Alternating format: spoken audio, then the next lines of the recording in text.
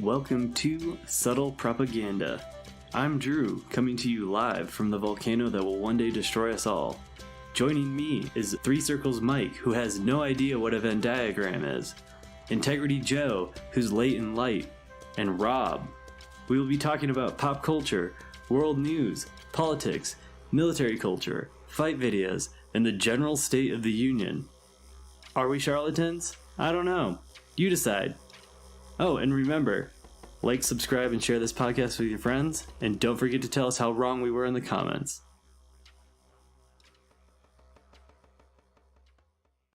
What's up, everybody? Happy Friday. Back live for another week of bullshitting and podcasting.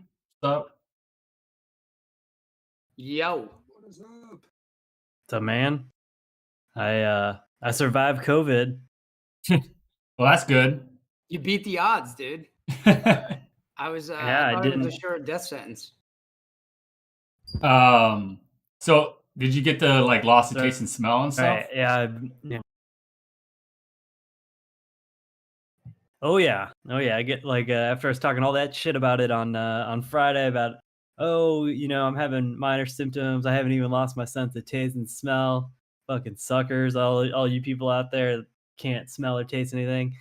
Well, literally the next day I'm drinking this lemon ginger kombucha that's ridiculously lemony and gingery.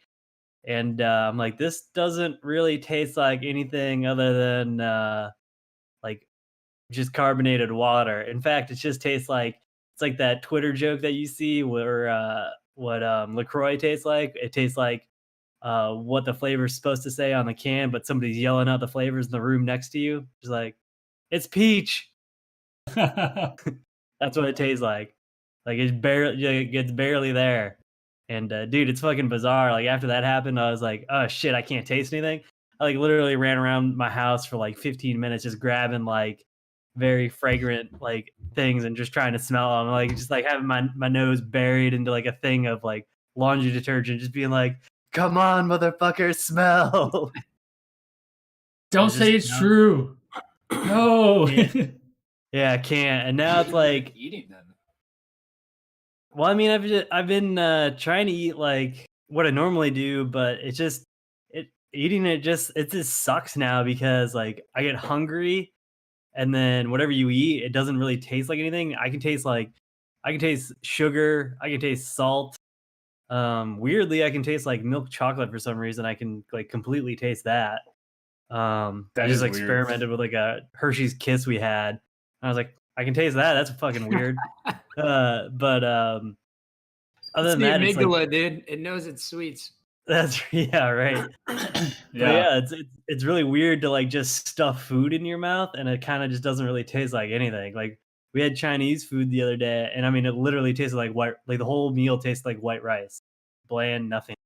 And Jeez. it's like a weird feeling to be eating, but like you don't get like that savoriness of like taste of food. It's weird. Dude, what really interests me about it is how no one else has gotten it. I mean, thank God they haven't, Yeah. but like, how has no one else in your household, picked it up? That's crazy. Yeah, I That don't know. is The so whole thing's weird. bizarre. No idea. My parents tested negative.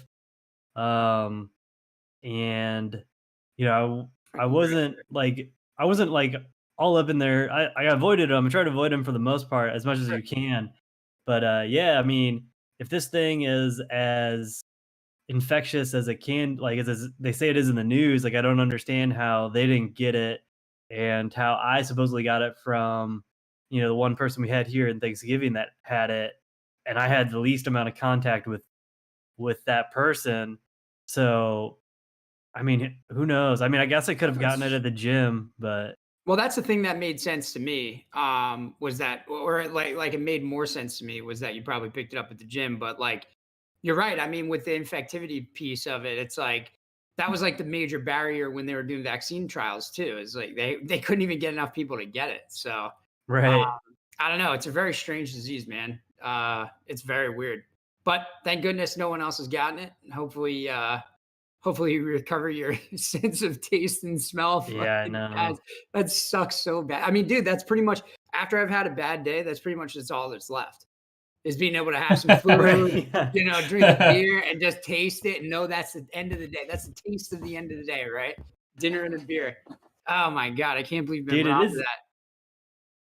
Right, it is depressing, and then, like, I was just reading a story, or I saw a headline the other day of Bryan Cranston, like, 9 months after he had the coronavirus, still has no taste of, smell or no sense of taste or smell, and I'm like, "Jesus, I don't wanna 9 be that guy, months? man. Dude, that's That insane. fucking sucks." 9 months, Dude, dude. Yeah. Yeah, that's crazy. Jeez. that's maybe like a week or 2, but 9 months? Oh, No, Yeah. yeah, no, 9 months is crazy. That's hopefully like you get a speed rate. that's damn near permanent, dude. Right. I- Well, they say, "Get COVID for Thanksgiving so you don't have to get it for Christmas." That's 4D chess right there. Now you technically don't need a vaccine either. yeah. Not for You're a while, or you're not at least for 3 months. you're good to go, man. Yeah. Drew, when you lost the taste, the sense, and smell, did it like start increasing other symptoms? Like was that like the peak of it? Like the loss of sense of smell was like, all right, this is when it actually hit, or did you get any other like worse body aches or worse fever, or like did you have any other symptoms with it besides the sense of loss of taste and smell? No, I mean, I was already feeling, pretty sick at that before that.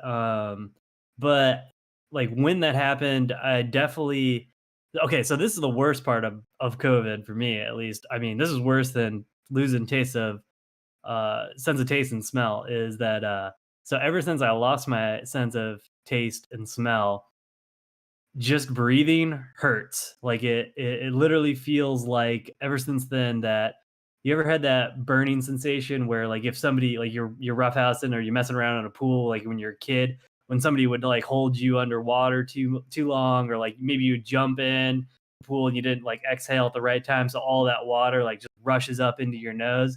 It kind of burns to breathe in like that chlorine water like afterwards. That's what it feels like all the time now. So that's the worst part of having coronavirus. That Is is it the like worst. is it like running in the cold weather, Drew, a little bit when you're It's not very used to similar to it? that, but I was thinking about it the other day, and it's like exactly like when you have nose go up, like water go up your nose when you're a kid, like in the pool. Like that's what it straight up feels like all the Okay. time, and it sucks. But that shit's And, like- horrible, right? Like for the Yeah, next like and it hours, it sucks. Right, and it coincided with my throat definitely getting like it was like similar to like strep throat. Like that's how painful like the sore Okay. throat was when I lost my sense of smell and taste.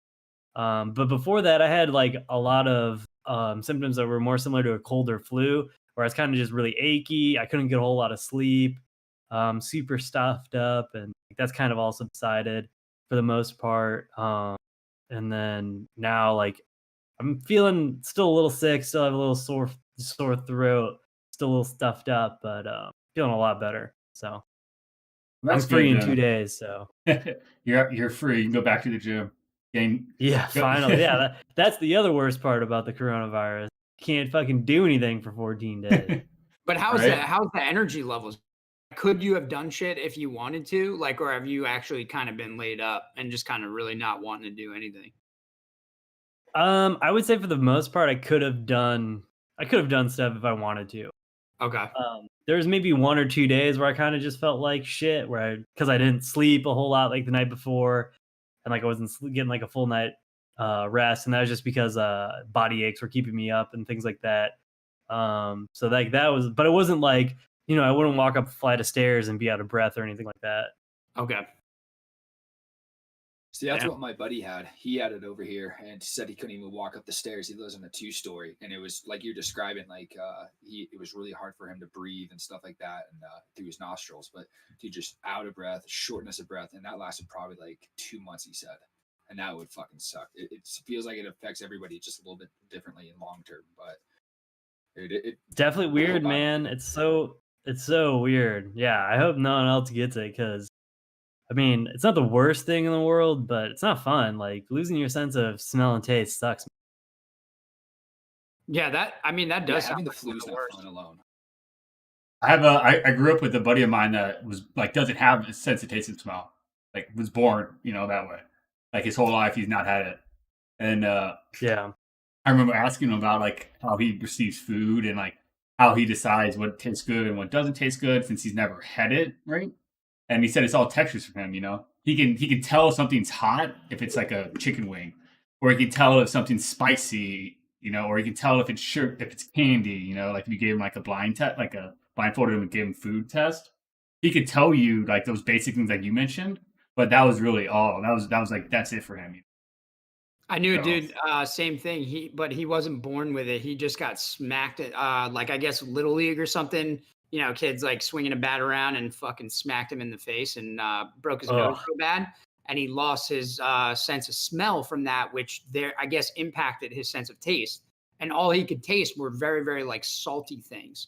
And he was like he was the roommate of another dude that I knew when I lived in Arizona, actually. And dude, he was the weirdest guy ever. Maybe he lost his sense of smell, but it's like one of those savant things where like maybe when he got hit in the head with that bat, something happened, and he was like the best fucking sports gambler ever, dude. He killed it betting on college football, dude. I mean, killed it. That was his job. Like literally, that's all he did. He just lived at my buddy's house and fucking played the books on college ball, man, and he killed the game. But yeah, I remember him because like he would sit down with like a TV dinner and pour salt all over it, dude, and eat it while he watched college Oh football. my god. Dude, you're the most disgusting person that I know. But please teach me your ways. Like I need to make money. Damn, bro. How was his, not to perpetrate the myth, but how is his cholesterol? Yeah, right. Yeah, God, who knows? I mean, he was eating fucking TV dinner, so probably not good either. Yeah, Not right. yeah. Yeah, and sugar, salt on top of that. Oof. The Dude, one thing that so doesn't much. need salt. And I would just be like, that's how I found out. Cause like one time I was just like, dude, that's a lot of salt, man. Like, what are you doing? And he's like, oh yeah, it's all I could taste. I'm like, what? Oh yeah, by the way. So Jesus. yeah, it would be very bad if you ended up like him. But hey, man, maybe you'll gain some type of superpower out of it, like he did, like college sports gambling. Right. Hopefully. Like the old Yeah. classic, get hit in the head, become a fortune teller or be able to You can predict remember shit. every day of the fucking. Yeah. You can remember the weather for every day of the week since 1990 or something. Right. Yeah. You ever seen Rain, those Rain people? Man shit. Dude, straight up, man. I watched a documentary about him. It's fucking hilarious. This guy's like, he fell off a ladder, and then his like superpower was like, you could just name the day. You could be like January 20th, 1989, and he would be like, it was 65 degrees, partly cloudy. What kind of superpower is that, dude? Like, I would have definitely just not. I'd rather not get hit in the head like that, you know? Right. Yeah. Pretty bad. Unless I knew what the superpower was good, unless I knew the choices of my superpowers, I don't think I would. I think I'll avoid it, you know. But if you gave me a list, like, hey, I'll smack you in the head, and you have these superpowers you could get from it, I don't know. I might do it if it's something beneficial, you know. Like, think about it. You could win a bunch of random bets, right? Like, yo, I bet you $20 that I know what the weather was for, this day. Yeah, no, for sure. I mean, I think you also like the guys who can like remember the first 1,000 digits of pi or something like that. That's like another useless one. It's like sweet, but Well, I told you the guy I work in the lab with memorizes the alphabet by some weird ass way, so he knows like to where like he just knows what every like what's the like fifth letter of the alphabet, something like that, and like this. And you could do that with like any random number or letter as fast as you wanted. He knew them all. Like he had this weird like brain hack for it that he just can recite them. Like it's weird. Bizarre. Yeah, it's super bizarre, man. Super bizarre. I don't know. Number 5 was pretty easy for me, so I'm not impressed. Yeah, well, 37 tricks on you. Yeah. Right. I gave you an easy one, No, it's true. That is a very easy one. Yeah. But did you guys see the SpaceX thing? Fucking how many videos did you watch? Because I watched a bunch of the videos where it like broke down how it failed and showing the motors like the engines failing and like all that stuff. I don't know what you guys watched. I just watched the belly flop maneuver because that's like that's the key. Besides the landing, that's like the key part of the landing, right? Like so. Mm-hmm. Well, that's the revolutionary part, right? I think when I was watching one of the videos and reading about it, like it was the first time it's ever been done. So like even though it crashed like that, all the engineers and they're like, this is the best outcome for it because we can troubleshoot it. It did the belly flop correctly. Just one of the engines burnt out, causing the other engines to like kind of burn out too. So it was a success, but it was a cool ass fireball and green fucking. Drew, maybe but I couldn't remember. But the green smoke that it had at the end, isn't that like they tag it or like it? That green smoke signifies a reason why it like had a problem or no? I thought that was just fuel combustion. Yeah, I have no idea. I thought it was something that was like some type of like rare metal or some type of metal that was used in like the nozzle or something that was just burning up as it exploded. That's what I thought it was, but I don't know. Yeah, because I thought it was an additive that they put into the rocket boosters so that like they can get that that higher burn or whatever. But yeah, I'm not 100% sure on it. Yeah, when I was watching some of the videos, they were kind of talking about it, but they didn't really go into like because like they could tag it, right? Like this is like if it burns green, then it maybe like this happened, or if it burns yellow, then probably this happened based off of like you knew some weird shit in chemistry and like all that shit, because the way they like even do the boosters are crazy too, like the mixtures of all the different fuels and the timing and the burn times and acceleration rates. So Mike, run it back for us then, because we never really actually talked about what even happened. So, what was Joe's in the dark the whole time? Yeah. So pretty much what I saw. I didn't see the videos on it. Yeah. So pretty much earlier this week, I saw it was launching. I was like watching a Twitch stream, and they're like, "Oh, this thing's going up," and so they showed it, and then it blew up, and I was like, "Ooh, that's kind of cool." And so I started like looking up other videos and stuff.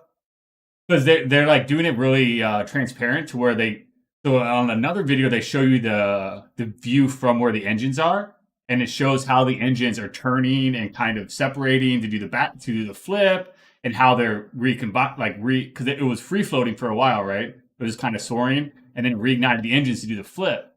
And when it did the flip up to come down, one of the engines didn't light back up. It died. And then the next one of the there's 3 engines, kind of like in a tripod, like that, like a tripod in a way. And 2 of them failed, or one of them failed, and another one failed. But essentially, only one really lit up, and that's where the green smoke came from. So they successfully did the flip that they wanted, but then their engines failed on the actual landing. And I think that's why they're like, overall, we were glad because we got the flip. Now we just got to work on restabilizing the thrusters when we after the flip. This is something which I haven't. I think it was too early to tell because I only looked at it like, within like 3 hours of it happening. So there wasn't any. I haven't followed up to see what it actually was or what happened. I also think too it got delayed the day before that, if I remember right. I think the day before they were going to launch it, and there was some type of malfunction, and they canceled it at like the last minute. But yeah, it's pretty much like a quick summary of it. If you aren't aware. Drew, you said it was the manned version or something. Because I wasn't sure what the purpose of it was. I just, like I said, watched the video. So. Yeah, I believe they were testing. It was the rocket that they're testing for their Mars mission, their manned mission to Mars. So that's going to be the rocket that'll land people on the surface of Mars, I guess. And they're testing it out to see if it can do that. Because it's the whole thing of reusable, right? That's part of the main thing. They can reuse it. Well, you got to land the rocket if you want the people to live on Mars. Well, yeah. But I thought too the big get advantage. Supplies, but right. But yeah, you're right. Yeah, I mean, unless you believe that Israeli guy who said that there's already aliens and humans living on Mars already. That's right. I actually haven't really read into that. I saw something about it, but I haven't really been really busy I with saw school, something so about I it. haven't read Poon won't shut the fuck up about it. No, Jesus yeah, Christ.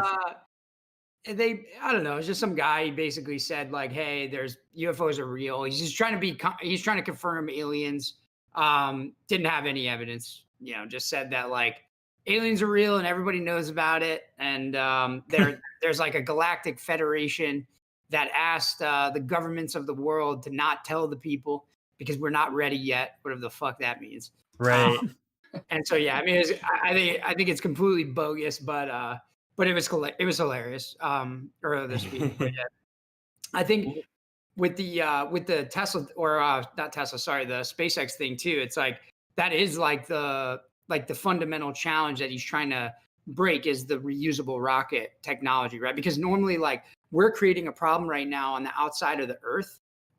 Where we're filling like the low orbit of the Earth that you need to exit from full of trash, because we keep kicking off these boosters, as we get into like, second stage rockets and stuff like that. I'm not a rocket scientist, obviously, but, basically, kicking off all this space debris, and that stays in orbit, and it makes it harder for us to actually penetrate, trying to even get out of our own atmosphere. So the reusable rocket tech is kind of partly a solution to that, and then also just an efficiency, Yeah, it's a cost thing too, because the solid state fuel boosters they would use before, they would land in the ocean and they'd have to retrieve them. And then what they would do is after they retrieve them, they would have to basically rebuild the entire booster almost from the ground up to reuse them again.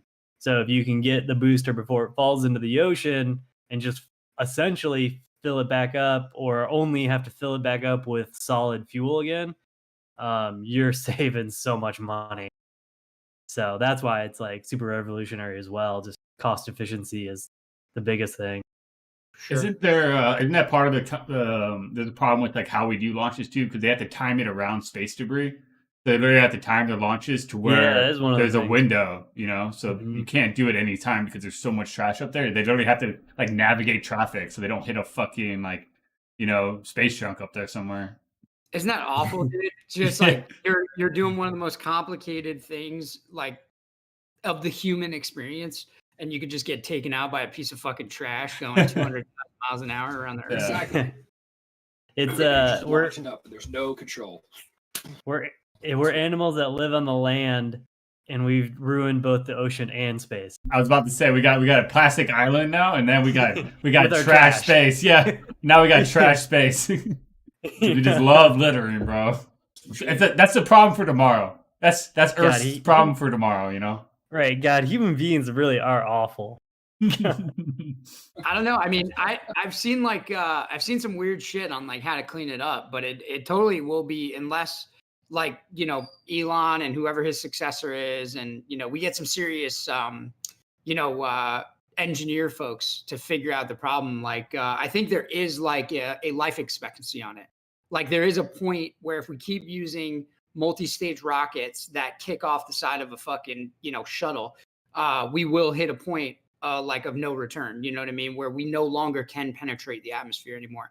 And I don't know how how do you bring that shit out of orbit? Does it just naturally come in on its own eventually? I mean, I guess so. I'm sure some of it probably comes in and burns up. Yeah. And I think you guys told me this last time too, but it's not even like the big stuff. It's like the microns, and it's the small stuff too. And you know, because even that can just an aircraft goes up or a satellite goes up or something like that. And it's the size of, you know, no bigger than like a dime, but that could, you know, have, you know, a huge impact on whatever's going up in space, you know. So Dude, you won't how do even you feel clean it, up? man. It passes through you 16,000 miles an hour. No problem. Yeah. Dude, fuck that. Yeah, it's weird. I feel like that maybe the only way you could actually attack it is maybe try to blow it up into small enough pieces to where it burns up on reentry, to where it doesn't land in like on Earth. Because that's the other problem, right?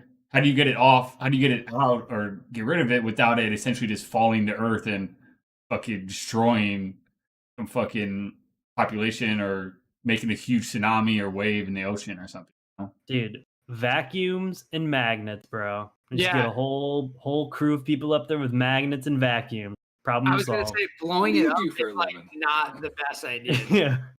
I guess blowing up was probably not the right That's a terms. That's I like just- the worst idea you can ever. What do you like, oh, yeah, mean? you blow these things up and then like a chunk just lands in the middle of someone's house. You know, like you're like, hey, I thought it was gonna be smaller than that. You know? We let it blow away. Yeah. More bigger, more burn better. More bigger, more better, Rob. Everyone wants to see a big explosion, so I mean, normally I'm on board with that kind of stuff, but if the goal is to get more people in space, then you know I have to politely bow out of exploding the debris. We'll get all these people that are upset about all these immigrants or these Mexicans taking their jobs, and we'll send them up into space with the magnets and the shop vacs. There you go. Hey, They got a Vato. job, That's a highly dangerous- qualified. Dangerous job. What do you do for Oh. a living? I just vacuum space. Would Yeah. you guys like, all right, assuming one, you're smart enough, two, you're physically fit enough, would you guys ever be an astronaut? I would Absolutely. never. Absolutely not. Never. You said I would. absolutely. I would. Hell yeah. All right, let's hear I it. would do it. I gotta hear why. Bro, the experience would be insane, dude. Like the view, the feeling, kind of. Yeah. It'd be like another shitty military deployment that afterwards, when you look back at, is like, yeah, motherfucker, I went to space, bro. Like I saw Earth from the fucking. It's kind of like winning the you know, Medal like- of Honor. You know, it's like on this, you can have the same level. You can get free drinks for the rest of your life. So, yeah, go up in space for like a month or two. Why wouldn't you, Drew? Whatever. Come back. Dude, I have no desire ever to leave fucking Earth. First of all, until we invent faster than light space travel, there's no reason to ever leave the Earth to begin with. So I don't understand. Like, first of all, you know, if I were to go on a space, if I were to go on a rocket ship, that shit would go Challenger before we even got off the fucking launch pad, because that's the type of luck I have. Second of all, there's just no like I find the mysticism of like the great beyond, or like the infinite space of space fascinating, but we can't see any of it. Like, okay, you get to see awesome pictures of what the Earth looks like. We have 4K high resolution pictures. I don't need to go fucking see it for myself firsthand. Like, I'm completely content sitting in an air conditioned room with zero chances that I'm going to spontaneously combust or like lose oxygen and be sucked out into the void of space. Like, just not interested, man. Unless we're going like someplace cool and like really fast. Nah. Unless it was a cool deployment, you're not down. No, dude, like we got to have like, dude, I'm talking about, we got to be like expanse level technology of space travel. Where like I can go out to like the asteroid belt for a few months or work the asteroid belts, mining rare earth metals for a few years, come back, like it's no problem. Like it's not even like I don't even have to think about it. Right. It's like No, going off it's to like an flying oil in an rig. airplane. Like it's like flying on an airplane. That's the level we need to be at if I'm like, oh, let's go ahead and enjoy space. Like it can't be like this thing where like you have to be a part of an organization, spend all this time training to do it. Like I want it to be more like science fiction-y, where it's more of your everyday life, where you can be somebody that goes out and just like makes a career out of like being in space. But Yeah, like airplanes where they're the yeah. safest industry, you know? Kind of like that. We had that. right, That like you can have your consistency. pilot space license, like you can have like a private pilot license. No, I'm with you, dude. There's zero chance that I would ever want to go to. Number one, I agree with you almost on all accounts because I think space, this whole space thing is silly. And then two, I definitely would never want to go to space because for those of you who have ever been a diver, that's essentially what being in space is like. You did it. You did it. You can't breathe. You can't survive. You're dependent on life support, and you're basically in zero gravity. You did it. You already did it. Nothing else. So, And the ocean's way sure, cooler. you get a great view. You get a great view. All right, I'll give you that. I'll concede that. Oh yeah, dude, it's all about the view. I mean, is it really great? Like, it's just a fucking big blue round thing that we're staring at that no one really like with white shit covering.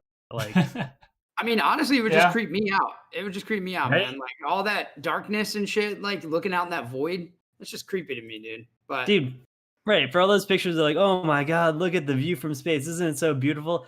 I will pull up a fucking million pictures from Yellowstone or Yosemite or any of the national parks around the world that are infinitely better and easier to go see than fucking space.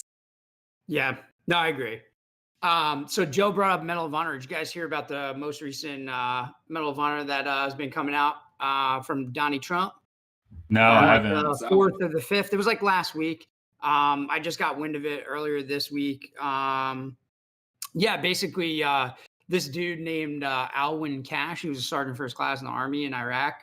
He died in 2005. I can't remember the exact date. Forgive me, but basically, his Bradley fighting vehicle like struck an IED, and he got soaked in fuel. And instead of like running away from the vehicle, he ran into the vehicle and started pulling guys out. And literally, while he burned alive, he like rescued a bunch of dudes out of this fighting vehicle. And in typical military fashion, they give him a silver star. Like, oh yeah, you burned yourself alive. Like, sounds like a mid-tier kind of valor award. And yeah, anyway, looks like Donald Trump's gonna correct that. It's still got to go through the DOD, which obviously we all know is a crazy process. But yeah, he's in for the Medal of Honor, man, as he should be. So you guys should look him up. His name is Alwyn Cash. It's kind of a weird spelling, ALWYN. CASHE. Yeah, great story. And definitely one of the big ultimate sacrifices for sure, burning yourself up. Fuck. Dude, that's crazy, Yeah, bro. to add on to it, I did read a story about it, but I think he burned like 75% of his body trying to do it too. And then after that, he was still alive while he did it, and they took him over to Germany. And I don't know how long he survived for there, but he got sent over to Texas, I want to say, or something like that. And then That's where the burn unit like is a for the month military. later. The military Yeah, burn yeah, unit San is in Antonio. Texas. Yeah. Yeah, no, you're 100% But, like- right. He succumbed to the wounds like much later. So like he did survive initially, but he didn't die like on the X. But yeah. Yeah. I mean, and that's a good point though. Like he did survive it. He did pull all those dudes out and save them. So I mean, That's a Dude, long, painful. If that's dude, that is like a Medal of Honor story. That's like the pinnacle of Medal of Honor. You know, like when you write the requirements for Medal of Honor, that's almost like the requirement, right? It's like you literally just sacrifice to benefit everybody else. You know. It's crazy how much they pick these things apart, man, and what the evidence requirement was. Like while I was in charge of some stuff, I abused my authority a little bit and kind of looked at people's, awards. And there are a couple guys that probably should have gotten it that like, I think Drew, you probably don't know, but Mike and Joe, you probably know. At least one dude for sure should have gotten it. And the amount of like the level of crazy shit that goes into the process, like who needs to approve it, the amount of witnesses, like it has to be no shit, like material, like it's like a court case, bro. Like you have to have real deal evidence. So like, okay, let's say you do something heroic and your evidence watcher dies. What do you do then? You're just fucked, you know? Right. They're relying on like some drone footage or something, but seriously, and that's exactly what happened with this guy. It's like, and we've seen it in the past, also like in the early part of the Iraq war where, God, sorry, it's just coming to my head. So, don't beat me up about not remembering the guy's name. But he was a Marine. He's coming into a house. They're kicking in doors. I forget if it was in Fallujah or Ramadi. And he, like, as he comes through the fatal funnel, you know how they have the skylights in Iraq, right? They have like the open rooftops. There's Hajis up top that are throwing fucking grenades down. And as he comes through the door, grenade comes down in front of him. And he also has a dude who like presents himself and starts firing on him. So he literally is shooting at this guy. He kills the insurgent. He gets shot in the act himself, jumps on the grenade. The Marine Corps said, no. He fell on the grenade after he was mortally wounded and didn't give him Medal of Honor. And they ended up backtracking on it and giving him Medal of Honor. So it's like, I mean, dude, they go to great lengths, dude, to really put the kibosh on. And I mean, if we think about it, right, if we're being fair, you probably want that level of scrutiny, right? Like, I mean, it's not like you're not giving out fucking carrots to everybody, right? Like it's a big deal. But I was happy to see that. I thought it was a good story because I know a lot of dudes in the Iraq war got completely fucked. Yeah, it's like a forgotten generation. So it was cool to see. It's almost like the Vietnam generation where you're seeing Vietnam dudes get Medal of Honor from shit in like the 60s and 70s now that the Vietnam's not so taboo and they can actually like, do you think some of it's political too? For sure. To where 100%. like, because 100%. which sucks because like it is such a big prestige award and it has very, very long lasting benefits. If you get the Medal of Honor, like it's definitely life changing for more than the fact of like the trauma and the act you went through, but just having that stature of Medal of Honor recipient, like that's not an easy task. And you need to have that type of truancy. I agree, and that's why it takes guys years and years to get it too. I always assumed, but as I've gotten older, I always wondered too if it's like a publicity stunt sometimes. Like, let me show support for troops. So let me dig through the records and see, if there are any missed cases that could be used for that could be the Medal of Honor. Usually, like with this guy. Sorry, just real quick to your point, Mike. It was actually his family that just never stopped advocating. Oh wow! Yeah, so it was like, I mean, dude, this happened in 2005. So like this is all but forgotten to everybody that was in there at that time. Yeah. So, so just to that point, it was his family. I don't think there's any committee that is like ripping apart records and trying to correct these things. That'd be cool nonprofit though. Yeah. Like, that's an idea right there. Yeah. Right. Yeah. That's a crazy story. Do you think that since the criteria for getting the Medal of Honor are so stringent that like that's why there were so many dead recipients rather than alive recipients? Because essentially, if they're dead, like, and you have a bunch of witnesses saying like, "Oh yeah, I saw him do that" or whatever, there's no one to refute it, or it's like, I feel like there's probably not as big of a spotlight on it, but I don't know, because like there was that period of time, remember, before. I mean, Dakota Meyer is the one that I think of because he was the first living Medal of Honor recipient that we had for a really long time, and I remember one of the criteria or like one of the criticisms about the entire medal was like, we have no more living heroes anymore; they're all dead. So I wonder if that. I always wondered that too. If it was like you had to die to get it, it was like a posthumous. It's like you did this crazy thing, you went out and you died doing it, but we're gonna remember you because you saved somebody, you did some crazy shit, and that was like the kind of pushing it over the edge was the Medal of Honor. Because I've read a lot of stories from like SOG and Vietnam where like dudes were getting Medal of Honor shit, like doing Medal of Honor shit all the time, but because of the politics, every time they sent up awards, they would just constantly get rejected or never get followed through on. Well, and it's classified there too. Like a lot of it took that sergeant major that just got it. He's alive. They just gave it to him in the Army and stuff like that. But that was, 10 years ago and stuff like that. But that's, a highly classified unit that's doing stuff that, pretty much no one knows about. But to kind of, go on to is the politics internally in between the unit, I feel like always comes in between like the Medal of Honor too, because over at a unit there was a couple times like you were talking about, Rob, where silver stars could have been Medal of Honors and stuff like that. But I remember one particular time, I think one guy got a Bronze Star.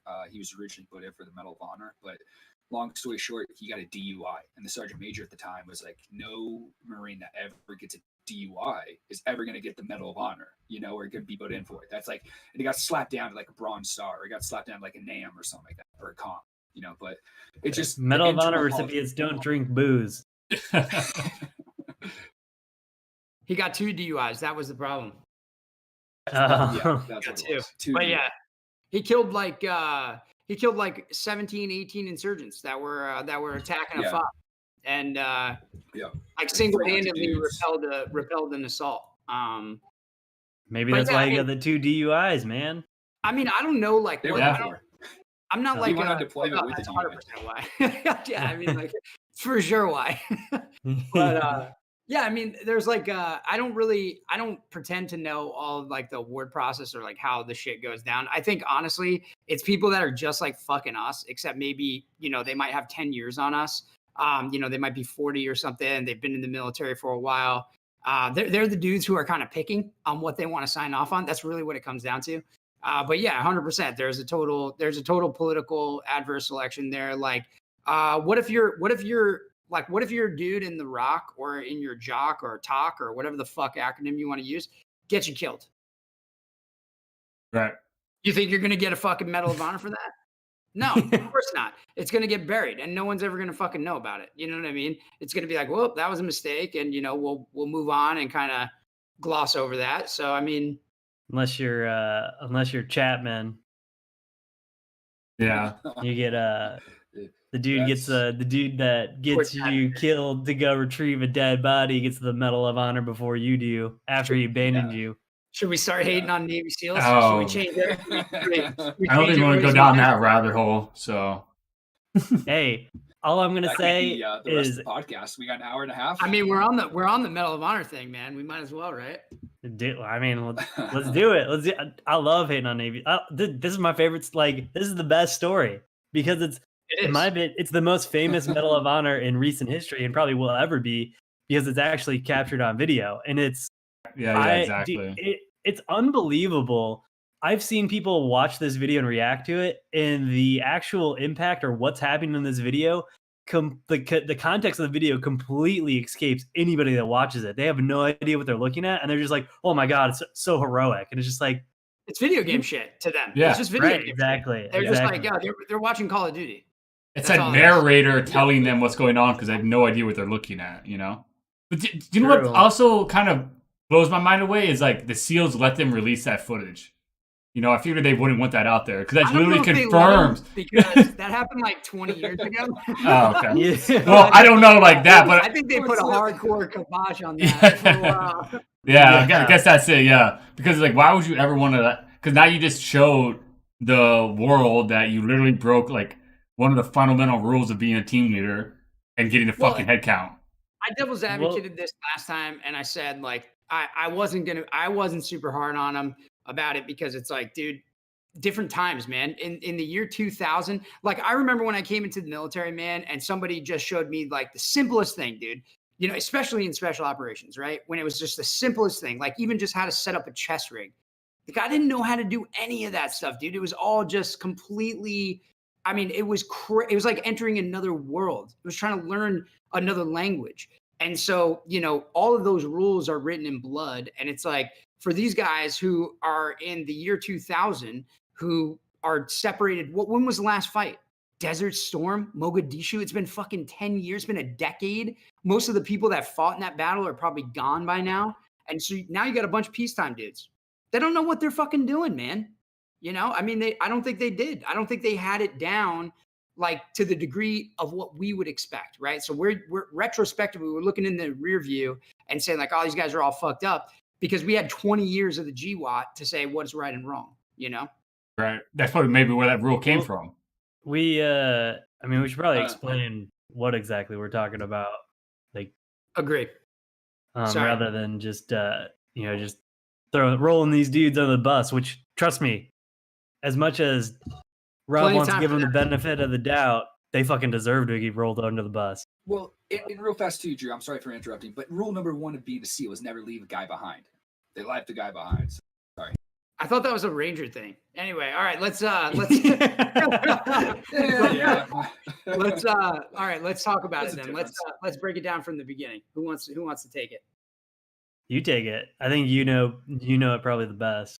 I mean, I don't. But anyway, it's like what I do know about it is it was a famous battle in Afghanistan on a mountain called Takhar Gar, and basically SEALs move out. Like a bunch of dudes from SEAL Team 6 like go out. They're going up to this mountain to hit some sites up there, look for enemy positions. I don't know what the fuck they were doing.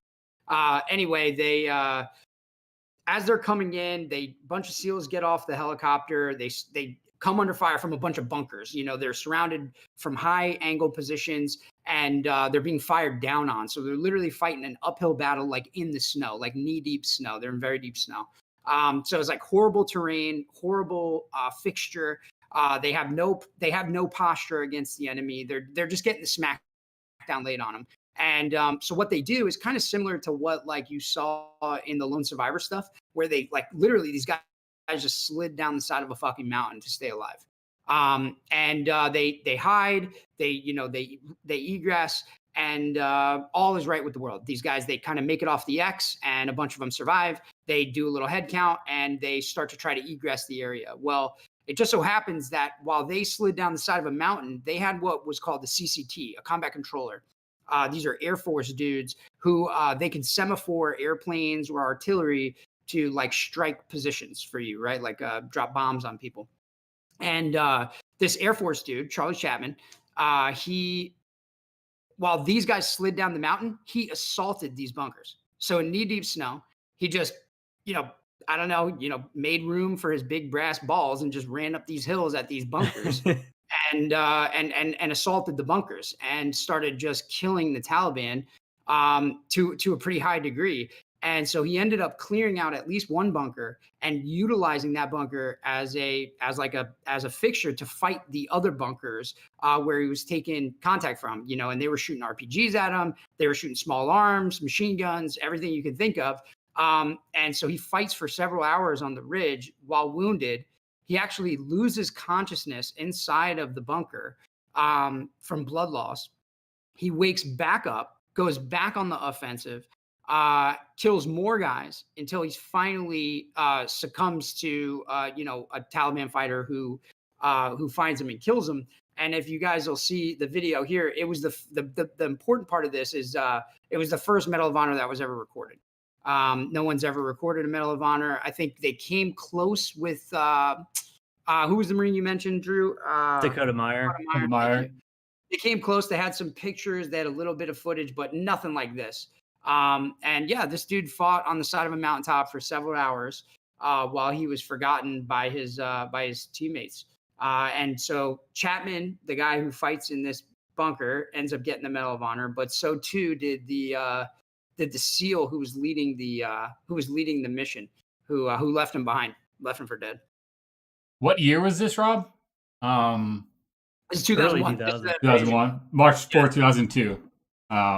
With the 2002? description on YouTube. Yeah, March 4th, 2002 is the description on the YouTube video. That's playing right now. Yeah, that's crazy. Yeah, that is a good point, though. Like that maybe it was like that aspect of, because we noticed that in the military when we were getting out, right? It's like all the hardened combat vets were kind of gone now, because the GWAT slowed down and you started having that transition back to garrison life of nobody really had that deployment combat experience anymore, It's slowly filtering out. We were the last of the hardened combat vets. Right. At least I just think when it comes to these guys, like it's so hard to armchair quarterback like what you would have done 20 years ago when you just get dropped off on the side of a mountain to fight dudes who are in place to, to own that mountain. It's just, I mean, dude, like you're fighting through the snow on the side of a mountain in Afghanistan. Like there's lots of shit that can go wrong. There's Which lots is of fucking hard. contingency. Yeah. Yeah. And I Yeah, just I think mean, You got a ruck on your back. It's fucking cold out. You can't see shit. they're You getting got- fucked up. The Like technology's not as great as it is now. well, it's just several of these them are little rules, wounded. right? It's those little rules. Like you don't know, like For sure. like back then, what were their little rules? Their little rules were probably the shit that we consider common knowledge, and our little rules they probably never even thought of. You know what I mean? Right. Well, Like they they probably didn't even have thought. T triple It's C, not what I dude. always thought about They it, didn't even like- fucking have tourniquets. Exactly. They didn't have tourniquets. And everybody that taught us and stuff like that, they were at the main Fallujah battle. Like they were the first ones to go in. Like when we came in 2006, 2007, 8, and stuff like that, we already had seasoned vets that went there, done that, and they learned what worked and they learned what didn't work. And remember, Right. you know, like in the 2000 teens and stuff like that, medicine, and especially trauma medicine, fucking blew up, man. You know, like before that, what did we use for occlusives? It was duct tape and the Yeah, MRE occlusive sleeves. seal. Yeah. Now, exactly. Now you go to fucking North American Rescue, and you can get fucking breacher gel and stuff like that. You can get it's a fucking hyphen. You know, it's the sticky shit, but none of that existed back then. You know, like everybody was cutting down ET tubes, crikes. Now you get a crike kit. You know, you're absolutely right. You know, like we had really good instructors at First Marine Division, and you know, we had a lot of guys that went there, and dude, they paid a lot of the heartache and went forth, and they did that before we did, and we got to learn from the mistakes. So, Well, especially it in is the a- schoolhouse. That is a good point too, Actions because are of there. like think about all the different like medical stuff, like gun stuff too, right? They like units were coming up with different calibers to accomplish mission like profiles. You know, like the 300 Blackout, I think was a product of one of the special forces units in early 2000, like needing like a different type of round for what they were trying to do or something like that. So yeah, that definitely. And like, look at all the big companies that come out with all the tactical gear. You know, those are all vets. You know, all dudes that were like, "This shit sucks. I'm going to make a product that's better and sell it." You know, and like it was huge. Yeah, I agree with you too, man. It's easy to like quarterback this, you know, and you know, with all the rules that we have right now and this and that, like I completely agree. Like, dude, that's a rough setting to be on the side of a fucking mountain in snow fighting, and like, dude, exhaustion. You don't take into account like everything that they're feeling at that time, you know, and they're doing mission planning. They're tired already, probably, and this and that. Like, it's. Well, I mean, you can You do that. you also you know don't. Go ahead, Drew. Sorry. You also don't have to give the chief petty officer a medal of honor for his incompetence or his mistake. Yeah, Like that's the other thing too, is because the other half of this story is because they lost Chapman and they didn't realize it until after they got out of there. They sent another team in to go get Chapman, who they thought was dead. And as the Chinook was landing to try to retrieve his dead body, like this was after like Chapman had woken up out of his fucking death nap or whatever the hell happened to him for that hour. He was like passed out, where he came to and he fought the Taliban for another hour, tried to like kill all the dudes that were shooting RPGs at the Chinook, couldn't kill them all. He finally succumbs to his wounds, and they shoot down the fucking Chinook and kill everybody inside. So, like, No, Yeah. I mean, dude, you know it was wrong. I mean, I'm not saying what they did was right. I mean, you know it was wrong. Naval Special Warfare the command tried to block the Medal of Honor for ages. Like they actively tried to block the Medal of Honor because, I mean, it obviously it's a stain on the community. But you know, I'm just saying, man. You know, it's hard to armchair quarterback dudes that are in the fucking that are behind the gun. I'm just giving that 5%, that 10%. You know? I will agree with you on that, and I want to throw this part out there. Like, I've never been in combat. Joe and Drew have, maybe, so you guys can relate to this more. Like that's the other aspect too. Is like you don't know what they're thinking or what they're doing or what their previous experiences are in these types of situations, and a lot of the like split second like logic and what their time constraints were. Like, is this bird here for right now and right now only? So you get on the bird or you don't get on the bird, and everybody's on the mountain, you know? So maybe there's a lot of those other circumstances too that played into it, you know, where it was not necessarily due to like bad practices, but maybe just bad situation, you know?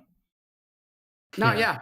I mean, I don't know, man. There's And there's lots of these kind of instances. Yeah, I have a lot of I it have comes a, down to more luck, though. often than not. Like you should have zagged when he zigged. This and that.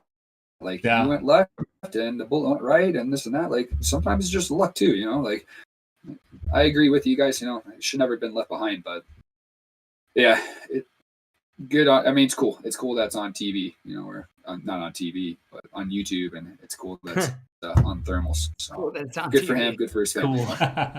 I'd say it's interesting, but Yeah. yeah, I don't know. Probably a better way to put it. Cool, but yeah, it's interesting for sure because they were able to capture it. Because think about like the burden of proof that we were talking about before, right? Yeah. Like You need that. this removes the burden of proof. You have it. You literally are watching the entire fucking thing. So yeah. yeah, All it's right, just- well, let's navigate off the military thing. I think we've killed everybody with our We've with our disparaged military. I the was- skills enough I was today. gonna say one last thing. I was gonna say I think he's like one of like 10 enlisted soldiers to Air Force guys to get it too. Like everybody else in the Air Force are all like officers and stuff like that. He's like, I gotta okay. get it, but I met Dakota Meyer when he came to the battalion. Rob, were you there when he came? And he did some Yeah, shooting I with was. us and stuff. Yeah, I met him briefly. He came and talked to the force company while I was there. Yeah, he's a cool dude, man. Obviously what he did was badass. I mean, I've never beat anybody to death with a rock, so Yeah. that's pretty cool. Yeah. No, yeah, he's an awesome guy. He's super down to earth. I think once you get the Medal of Honor and then you get the flag detail type of fucking treatment, and like guys are just driving you around, you just like can't be yourself anymore, and you could tell it like pained him. He's a fucking grunt, and it's like he just wants to be around grunts, but he's got to deal with these like officers and their aides Yeah. all day. So yeah, man. I mean, he was cool. He was definitely chill. But I mean, what did he say to you? He didn't really say much. I was doing a coverage when I was doing I think I was doing the PSI stuff there before when I was going out on a lot of coverages, and we were at a coverage. I forgot what company it was, but we were just shooting like M4 machine guns and doing like a classic, like a normal like range day. And he kind of came out for like an hour, shot with the guys, kind of just bullshitted, It seemed like a political meet and greet thing, like let's go bullshit with the guys out there. He stayed for a little bit. He had a little bit of an entourage, and then he kind of moved on. But yeah, his story, like just like because I follow him too, like periodically, and yeah, he definitely seems like a pretty humble dude. Especially from what I've heard from other people, So did you guys see him on the Joe Rogan podcast? I did. Yeah. I What'd you don't think of remember that? like loving it though.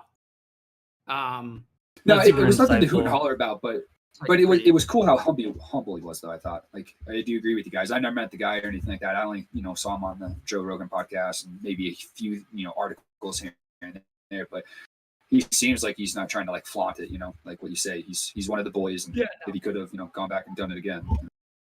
No, yeah. Here's- Go ahead, Drew. Sorry. He appears to be about as normal as you can be for somebody who is a living Medal of Honor recipient right. Yeah. and beat somebody to death with a rock. Yeah. I mean, dude, his, that like, more importantly, probably. like the most badass part of his story is that like he just told everybody to get fucked, which is like you don't see that in the military anymore. Like he literally took a truck, he stole a truck from the National Guard or like from the reserves and like drove it out into to save these dudes. And the headspace and timing was off on their 50 cal. And so he had to come back and he stole a fucking another one. He's like, Wow. that I didn't you're a know that. gangster. Like, not only did you steal a truck and they're like, hey, don't steal that. And you're like, fuck you. You drive off. But then like you come back and you're like, hey, you asshole, your headspace and timing's off on your machine gun. Like, fuck you. You take another one and then drive off. Like it's kind of a ballsy dude. You know what I mean? Yeah, I've been never stole I a didn't know truck. he did that. Let alone Yeah. two. Yeah. I haven't read his story in a long time. I kind of forgot what it was, but I don't remember reading that either. But yeah, No, that's yeah. fucking nuts. No, he did. Luckily he got his A driving license and he found the Humvee keys. Well, the dude that rolled out with him ended up getting decorated as well, because the dude that rolled out on the machine gun like was fighting with him the whole time, and he was like a dude who just basically was like, "I'm gonna go get him," and the other dude was like, "All right, yeah, well, I'll gun for you." He fucking jumped in the gun. It's like squad, bro. I'll drive, you gun, bro. Let's go in. Exactly. That's so crazy. Fucking pretty badass, dude. Yeah, it's pretty badass. So refresh me on the story, because I'm with you. Do you guys remember it? But Mike, you said you didn't remember it either. But there was a pinned down unit over there. How far away was he and everything? Yeah, I think I don't know about how far away he was, but they basically, the guys that he tried to save had already been overrun and were killed.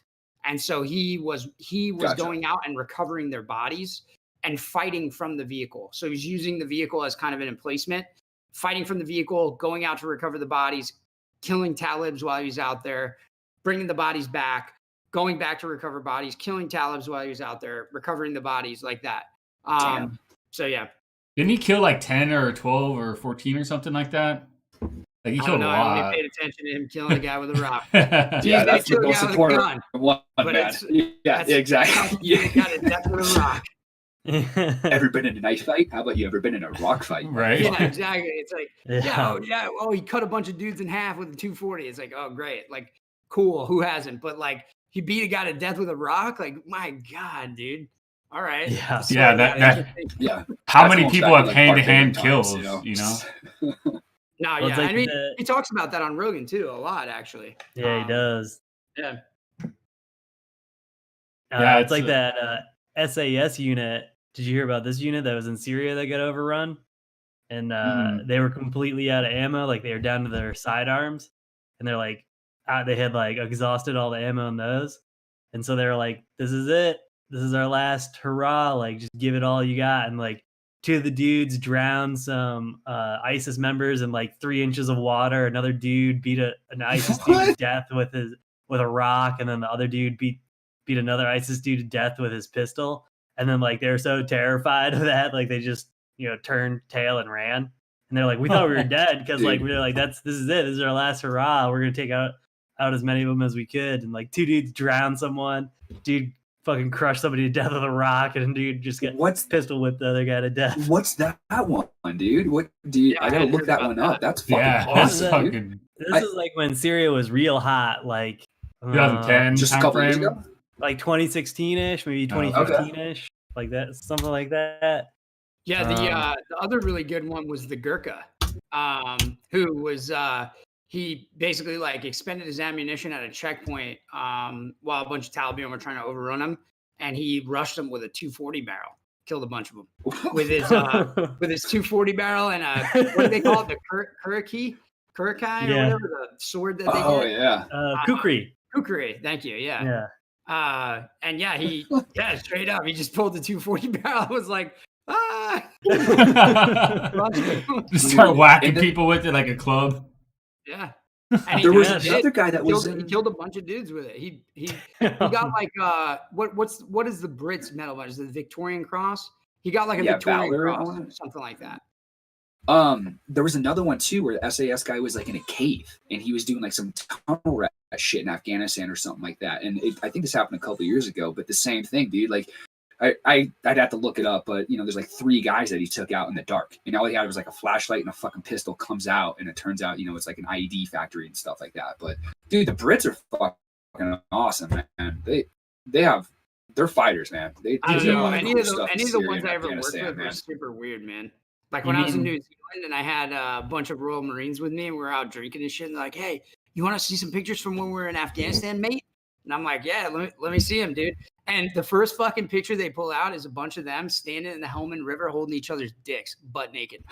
What the fuck? I'm like, I thought you guys were going to show me some combat footage. You guys just showed me a bunch of naked British dudes standing in a fucking river.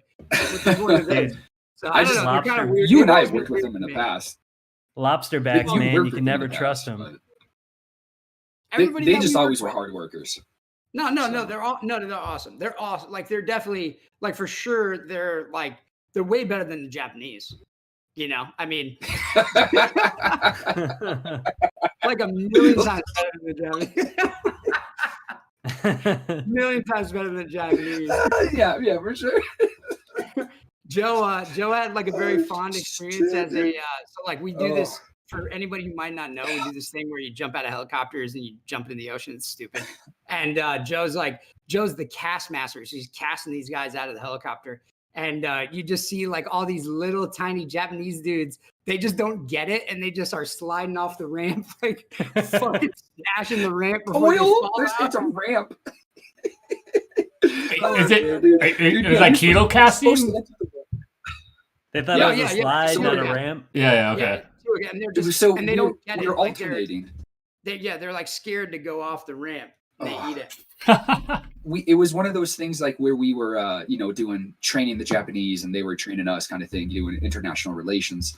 And so it was every other. But dude, the Japanese, like Rob said, just did not fucking get it. The ramp is oiled down because it's a fucking helicopter. Everything leaks on it. So these guys are slipping and sliding as they're going down the fucking ramp, dude. And of course you can't see, you don't know what the fuck they're saying or anything, but every time they exit off the fucking platform, they're losing their balance. But all you hear them go like, and just fucking eat it in the fucking water. Head first, like belly flops. And dude, these guys got wrecked from like 10 feet and 10 knots. Like, oh god, bro. Oh, it was great.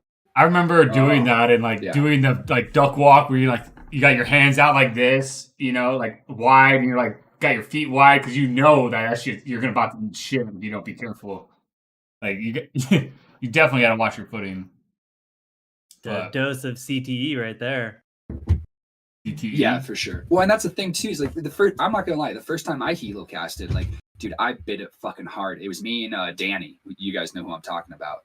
But him and I were like walking like arm in arm, and he started doing the Scooby Doo's, like it just went out from underneath him, and he fucking yanked me down, dude. We were a buddy team, and I just fucking hit water hard. But you make that mistake once, and you're like, yeah, let's not do that one again. Oh yeah, bro. Goes back to why you never want to get on helicopters or be on helicopters. So avoid military helicopters at every chance you can. I saw an Osprey today.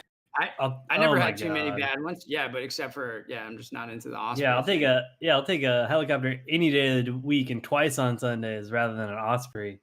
Yeah, for sure. I got lucky. I mean, I only really like I guess I'm being a cool guy here, but I've only ever jumped out of Ospreys more than I've like ever had to land in them.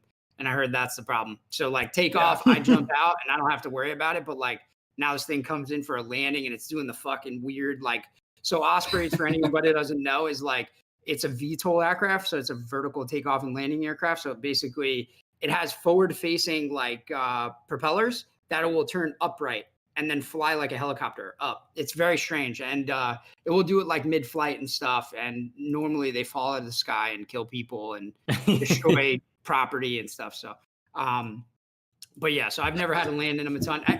Actually, I think we might have somebody in the chat who's had great times on them.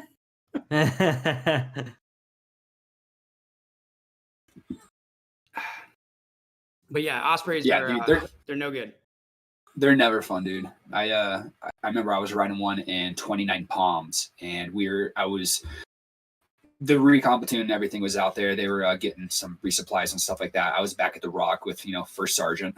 I think which First Sergeant I'm talking about too. He's on my paddle. So, but that was an interesting trip. But I had to go do some resupply for these guys and everything like that. And so this is the first time I actually put the headset on and stuff like that inside the aircraft. And it was a, Osprey and V-22. We get up there, and like you said, like the takeoff was fucking horrendous. You're like, you don't know what's going to fucking happen, transitioning from, the helicopter going forward and stuff like that. So we finally get up, it's all good to go. But when we're resupplying this team, it's like 3:00 in the fucking morning, dude, in 29 Palms. There's no moon, and it's fucking dark out there.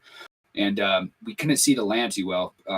And I just remember coming in, and what we thought the land and the landscape was, straight like this, and we were coming down on it. Turned out it was more like an angle like this. So our first couple like tires and stuff like that started setting down, and then as the front one started going down, it started just fucking tipping. And dude, I remember being on the comms and just listening to pilots, they're joking, shooting the shit the whole entire time.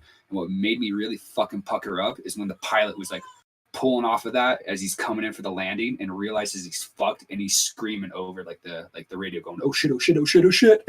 Fucking, like, Oh no, that's not what you want to hear. not No, you're like the last thing you want to hear. But oh man, yeah, we got out of that one. Like 10 minutes later, he's like, "Ooh, let's not talk about that one again." Dude, helicopter pilots do some crazy shit though. The ones that are good, you know, dude, they can land on some, like, you guys have all seen this, right? But for the viewers, like, they literally will land a helicopter, a CH-47, I think, in the water, so Zodiac can be picked up fast. They will literally flood the helicopter in water, and then a Zodiac will fucking just jump into it and they'll take off. Like, and they've done like things where like they'll literally hover, put the door down on like, and pick you up off of a rooftop while they're just hovering there. Like, helicopter pilots can do fucking wild shit, man. It's crazy. Like the good ones, like I've flown in.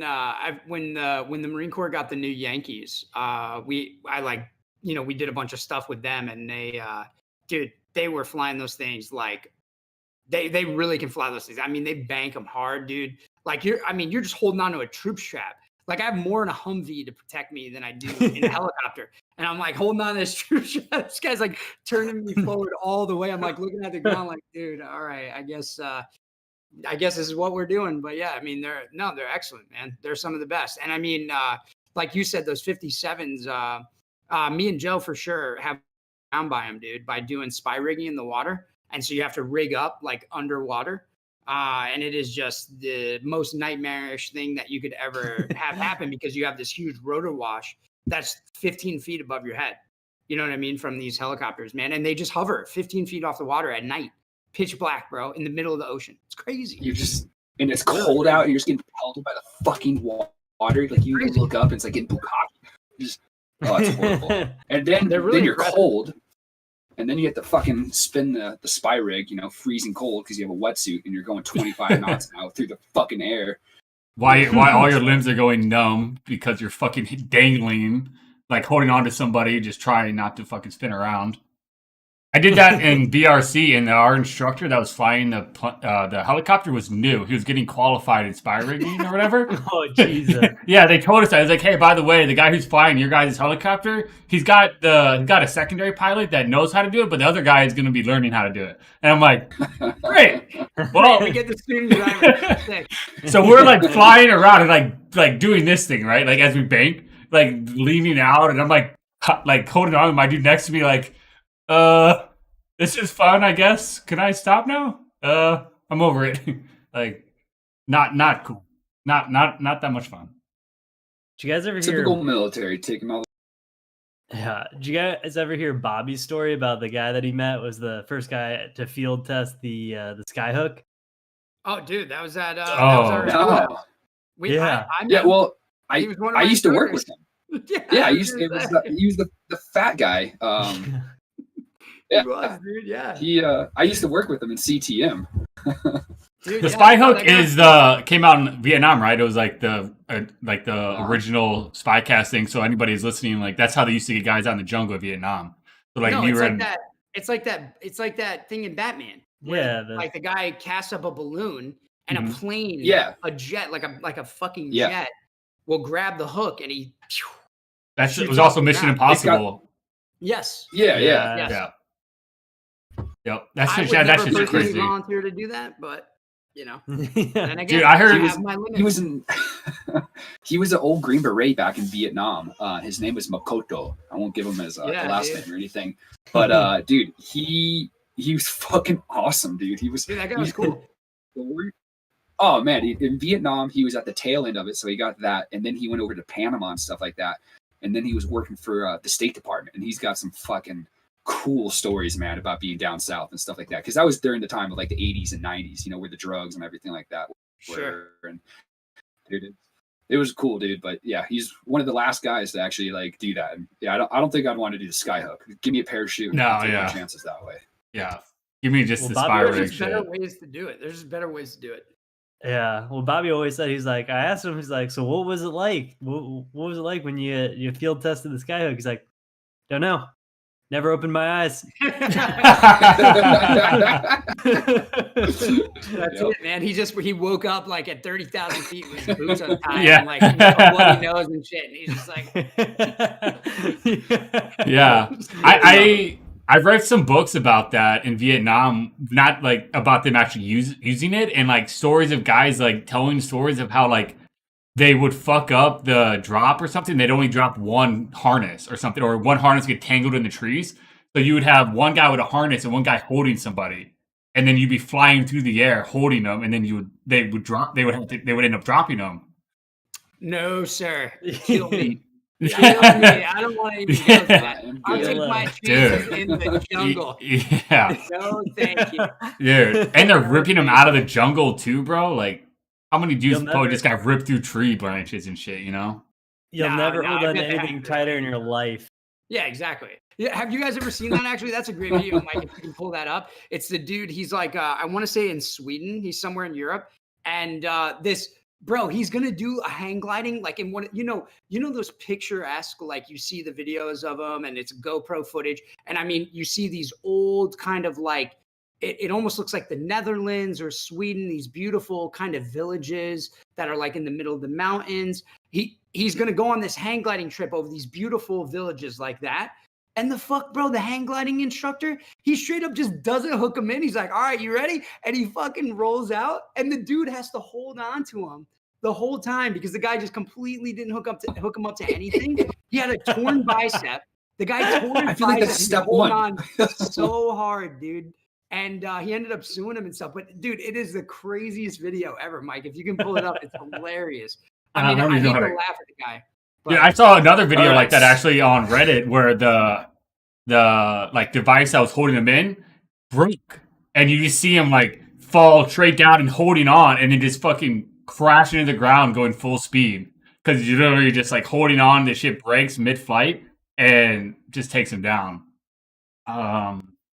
There's a bunch of videos I watch over on Instagram and stuff like that, you know, like all these skydivers and stuff like that. And there's this one I just watched where this guy, he's cruising at altitude. He's probably, I don't know, like 10,000 feet up or something like that. And he's just cruising, having a good time, this and that.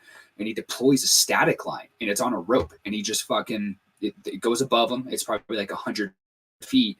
And then he's like, all right, well, let's see what this does. And he cuts his fucking mane, like his skydiving parachute, and just swings on this fucking static line parachute, and he's just rocking back and forth, and he just floats that down. It's fucking crazy, dude. I think I got it. It's like 2 minutes of this dude flying. Why? Because the instructor didn't. Watch this. It's definitely not like a skydiving video like that, but I mean, this it definitely made me scared. I would not have wanted to be in or wanted to be. Look, he just like didn't hook him up. He's just like, yeah, dude, we're doing this. That's like the first video. He's like, all right, are you guys hooked up? Are you guys good to go? Let go. Yeah, dude, I'd immediately want to be like, I'm out, bro. I'm out, dog. Houston, we have a problem. Mark says it. Out of here, bro. Oh my god. Do you guys want to see a sick view of the Matterhorn? Oh shit. Dude. Look at this. I mean, dude, look at those views though. They're incredible. But I mean, that is incredible. How could you ever look at him holding on to this thing, dude? It's unbelievable. It's unbelievable. That does not look like a tight grip, bro. That does not look like a strong grip. That's not a cable grip. He's trying to hold on to his hand. He's trying to hold on to him, like. Yeah, he's literally like trying to secure his hand over his hand, like. Yeah, dude. Yeah. Dude, I don't know. I've never seen anything like that. I'm just like, how do you you only have one job? Like, it's not like this is a complicated piece of machinery. You just like hook the wire in, and you're in. You know, like there's no other. Like, I don't imagine the safety checks are too intense on this thing. Like, how'd you fuck that up? Well, it's like parachuting in skydiving, right? You know, like how many checks do you have to go through, right? Like holding on, bro. That's how high he is. That's so scary, dude. Dude, he lost the grip on the back. Now he's just both hands on the handlebar, just holding on for dear That's why you do That's why you do forearm dead hang pull-ups, bro, so you can not die, dude. Like, bro, I literally I can't. Dude, this guy's he's going to his leg now.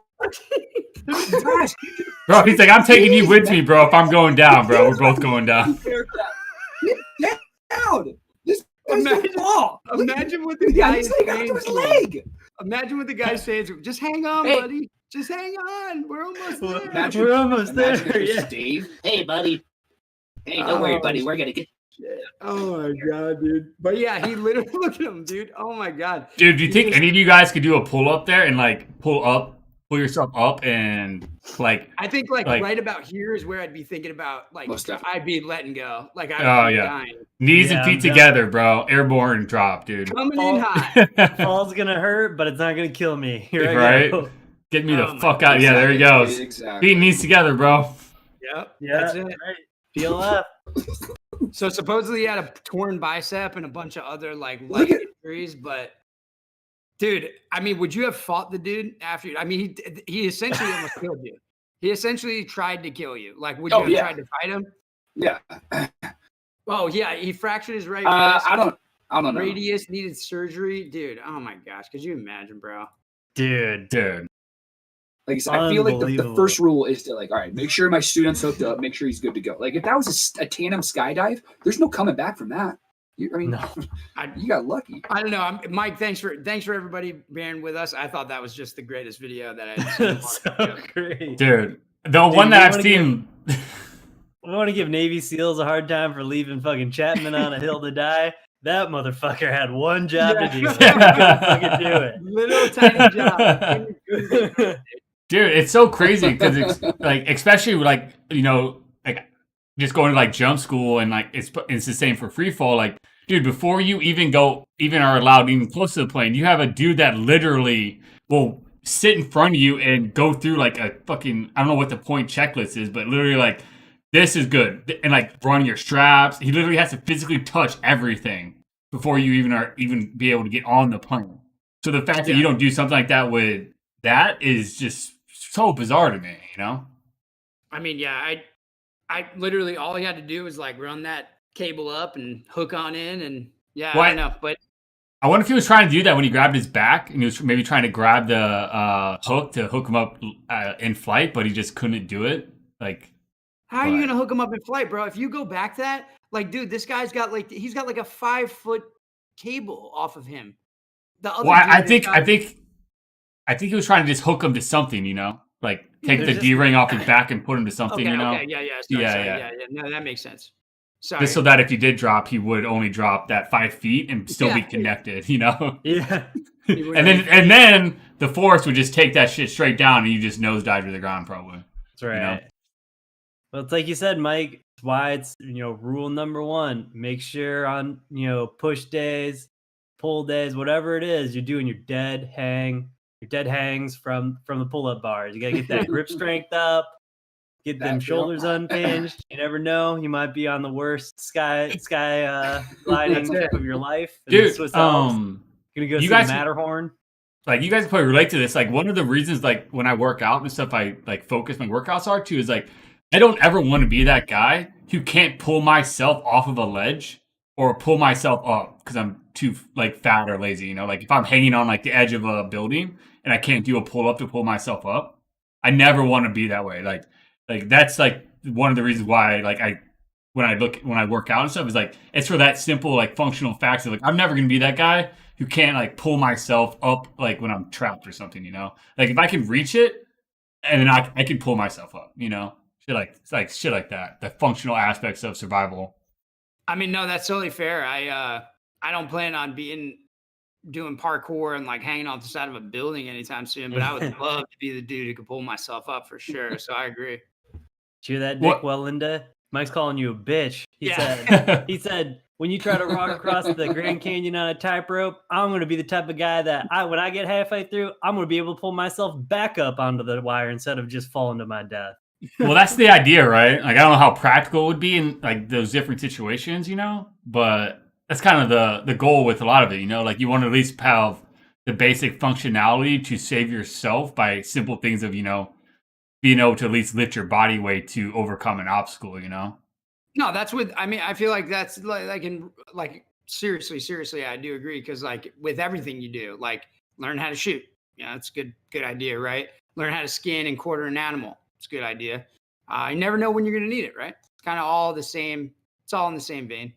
Yeah, exactly. You know, never want to be that guy that's getting Sure. myself killed because I'm too weak to protect myself. You know, or like something like that. Or Because what I was thinking was, the bar we did in the, how we did the like the Marine Corps, what's that shit called? Obstacle course where you had the bar and you had to like pull yourself over it by wrapping your leg around it. Like that's what I would have been doing. I would have been like pulling up, throwing my leg on top of it, and trying to cradle that shit. You know, one big pull. Yeah, I would have tried to just been like a quick muscle up and get my belly over the bar, because I could ride like belly over the bar forever, man. Like I could do that for a whole day. Or at least get your legs around it. Like then we have four limbs holding on to the bar instead of just fucking one weak ass hand on the fucking dude's back and like one hanging on for dear life on the bar. Yeah, I would dude. definitely like now that I've seen that video, I know that if I ever find myself in that situation, I'm going right for the eyes. I'm gonna take something from that. I'm going right for the eyes. I'm climbing him, I'm clawing these eyes out, like I'm doing something to get something back for what he's done to me. That is just like, what did he sue him for? Like, do you know how much he got or what the settlement was? Or I mean, he's in Europe. Who knows? He's probably a tourist, and the European dude like just absconded into wherever. Who knows? They look. I mean, do you see those places there? It's like looks like farmland. That is an amazing view, though. While he was about to die, at least he would have fell to his death. That was a great view. Yeah. Dude, Switzerland's beautiful, man. Dude, yeah. I mean, dude, that's like one thing. Like every time that I've traveled to Europe, man, I've always had an incredible time just sightseeing, man. Like they do have a really like all the old architecture that they have there. They have a lot of Gothic structures. You guys know I love going to the Netherlands. I love going to Amsterdam. I mean, dude, like just the layout of the city, the ringed canals. They just have like really interesting and like really cool spots. It's badass, man. When I went to Poland, same thing. Really, really fucking awesome architecture, man. It's just really cool shit. They have great. I'll give them that. They got shit to look at. That's for sure. That's what's nice about like traveling on the East Coast too, right? You get to see all those like ancient, or all those not ancient, but sorry to steal your thunder, Joe, but like when I go to Vermont with my family, you can go through and you can see like graves from like the 1700s. Sure. You can see like you kind of get that history feel, but then you go to Europe and you get that even more because they have even more foundation of it. So that would be really cool because I'm a big history fan. So like that's something I would be if I was traveling somewhere. I would definitely want to see all those good landmark spots. Like I'm a big World War II history guy too, so I would want to see like Normandy and all that shit too. Like that'd even be awesome. Amsterdam's loaded with even in the Netherlands. I mean, loaded with World War II history, man, for sure. Yeah.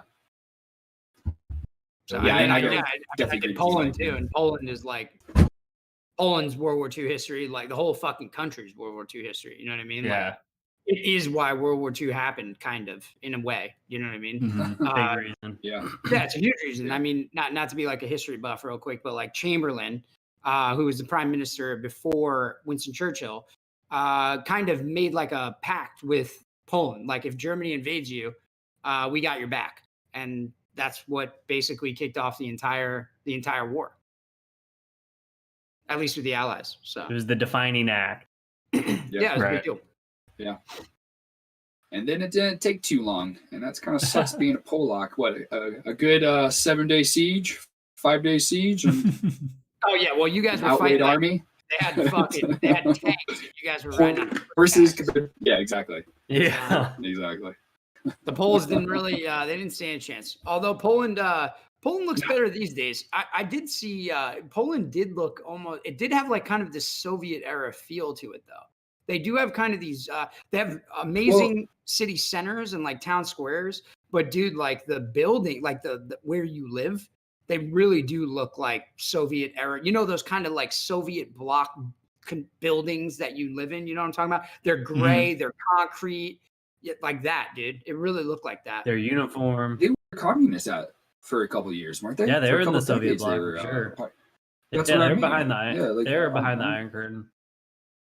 Poland. Yeah, I've never been there. I would love to go to Poland, and I'm jealous that you went to Amsterdam as well. Oh Those are yeah, dude. two countries I would go see in Europe, along with England as well. Dude, the Netherlands is still like, I mean, dude, there's only two things that I didn't like about the Netherlands. One, food service. Two, very expensive. But other than that, I mean, like in my opinion, like seriously, I could, instead of like, if they had a Columbia where I go to school now in Amsterdam, I could easily live there. Like no fucking problem. I could easily live there, 100%. It's an incredible place, dude. It's the quietest, most quaintest city that you'll ever go to in Amsterdam. Yeah, they have some weird stuff, man. Like they've got a red light district and they got all that weird drug shit going on, but that's not the real things like that are really great about the city. Dude, I mean, some of the districts within that city are just incredible, man. And like they're like, you have to like kind of live there for a few weeks, 2-3 weeks. It's fucking awesome, man. It really is. But yeah, the food service is garbage, and that's kind of just generally in Europe because they don't have they don't tip in Europe. So like, you know, when you sit down at a restaurant, these people just don't really have like they're not really incentivized to like provide you a service. You know, they just don't care. So it's just like you go to sit down at a restaurant, it takes 2 hours. You're like, Jesus Christ, dude, can I get my bill? Like, I'm trying to get the fuck out of here. And then everything is very expensive because they serve like no garbage ingredients. So it's all top dollar. They charge top dollar for everything. You know what I mean? And the portions are not American portions. So like, you know, I go and I sit down and I pay 15 euro, which is probably like 22 American dollars for a breakfast. And I'm thinking, I got a good old American breakfast, baby. Like they're going to throw the kitchen sink at me, $22. And no, they come out with like 2 eggs and a couple strips of bacon. I'm like, this is $22 worth of food? All right. That's how it was in Japan too. Like Japan was all about that portion size, you know. You go out and you get like, you know, you get like our sushi rolls here or not the same as theirs, or like they're all like you go out to eat and you're thinking you're gonna get this big plate and it's like literally just enough to Americanized sushi rolls in Japan. No way. Only if you're on the bases, but yeah. Besides that, it's kind of the same way. It's just so small portion size, but they have such good food though, like such like really good, like almost like junk food, but that doesn't actually affect you as bad because the portion size is so much smaller. You know, you can actually eat it. What's the ramen like in Japan? What's the ramen situation? More importantly, bomb, dude. Bomb is shit, ramen. Bro. I get down some ramen. Dude, I can't get completely custom, man. Like, yeah, dude, you can go ham with ramen, bro. Ramen and sushi, man. Dude, all right, Mike. I gotta ask you. Like, I don't know why you hated it so bad there. Like, why did you hate Oki so much? Lockdowns. Yeah, okay. So yeah, getting on lockdown because. Yeah, getting on lockdown. But what? That's why it's easy. You made it. It was perfect. Yeah. Say no more. Say no more. I get it. That's why this is easy for me, dude. I did this shit for 2 years in Oki. Every couple months, somebody would kill somebody or rape somebody, and the entire island went on lockdown. No booze, no leaving base. I literally had to like write up a legitimate like movement order, essentially. Like I'm going to go from work to my house to work tomorrow, and then I can leave work. So, or if I'm going to go from work to the grocery store to pick up my kid from daycare to, and then go home and go to work tomorrow. And if that altered, well, I'm saying like if I had a kid, like if you had a family, yeah. But and like so, like let's say that you know I got home, everything's good, and then all of a sudden like I have to go out in town because I need something or I have a family and something happens. I had to I had to call my chief, who had to call the director of my department and ask him permission for me to do this. So that's why. It's because it was just some random thing would happen, and next thing you know, you're now on lockdown, you know, for no reason, and right. And then you had like curfews. You know, you couldn't be out past midnight if you weren't like in the Navy. We were lucky because I was like at the hospital. I got BH, I got a car, you know. But if you weren't me, you were living in the barracks. You never got a car. Even I had to be home at midnight, So like all those little things that are like, I would have to fuck with this if I was just in the United States, Like all those extra things that just because I got sent to a different duty station, now I have to do all this crazy shit. Was just overwhelming and annoying, compared I to can being see in it too, California. dude, because yeah, and you came from BRC and stuff like that. You were in the pipeline, and then you were shooting guns, you were blowing shit up, you were going through like airborne and stuff like that. And then all of a sudden, it's like, all right, go to that and go to lockdown. So I could see it from that point of view for sure. It's you're the type of guy that you have to keep moving. You don't want to sit still. Yeah. So Nah, I sounds definitely terrible. needed that. And then I had no that command would support suck. too, Like I could have done a lot of cool stuff. I could have actually progressed myself in some way, and it's completely getting told no. So that's standard operating procedure. Yeah, fucking get in line. No command support ever in your entire fucking military. Yep, that's why it was the final straw. I was like, I'm out, bro. I'm done. All right. I gave it like a year, and now I was like, I'm out. I'm fucking done, bro. This is too much. I mean, I don't really. I mean, I get it. I get it. It's fucking sounds terrible. I mean, I'm about to get locked down again out here now, so I'm kind of burned. Yeah, at least you can drink though. We couldn't even drink. They closed all the alcohol. Like you technically weren't allowed to drink either you guys are during that entire savages, time. man. So I just stay home. I don't burn any businesses down. I don't do anything crazy. Yeah. That's why you get on the making your own hooch train. That's it. Yeah, you got it. You start brewing in your bathtub, baby. Toilet wine. That's right. Toilet wine. Dude, I had that in Afghanistan. Actually, the Jordanians wanted to repay us, and they brought us like their own little liquor that they made. Oh my god. Great. They're like, we want to thank you for all your like helping all of our soldiers while you were here. And they gave us this like plastic bottle, and this is like liquid painkiller, and it was vodka, like homemade, like what they made in the field, and that's what they were giving to their soldiers as painkillers when they'd come in and be like, what have you been giving them? Like, oh, painkillers, and they're just giving them vodka. Did you drink it? No, because the dude gave it to my commander. So she took it right away and fucking, yeah.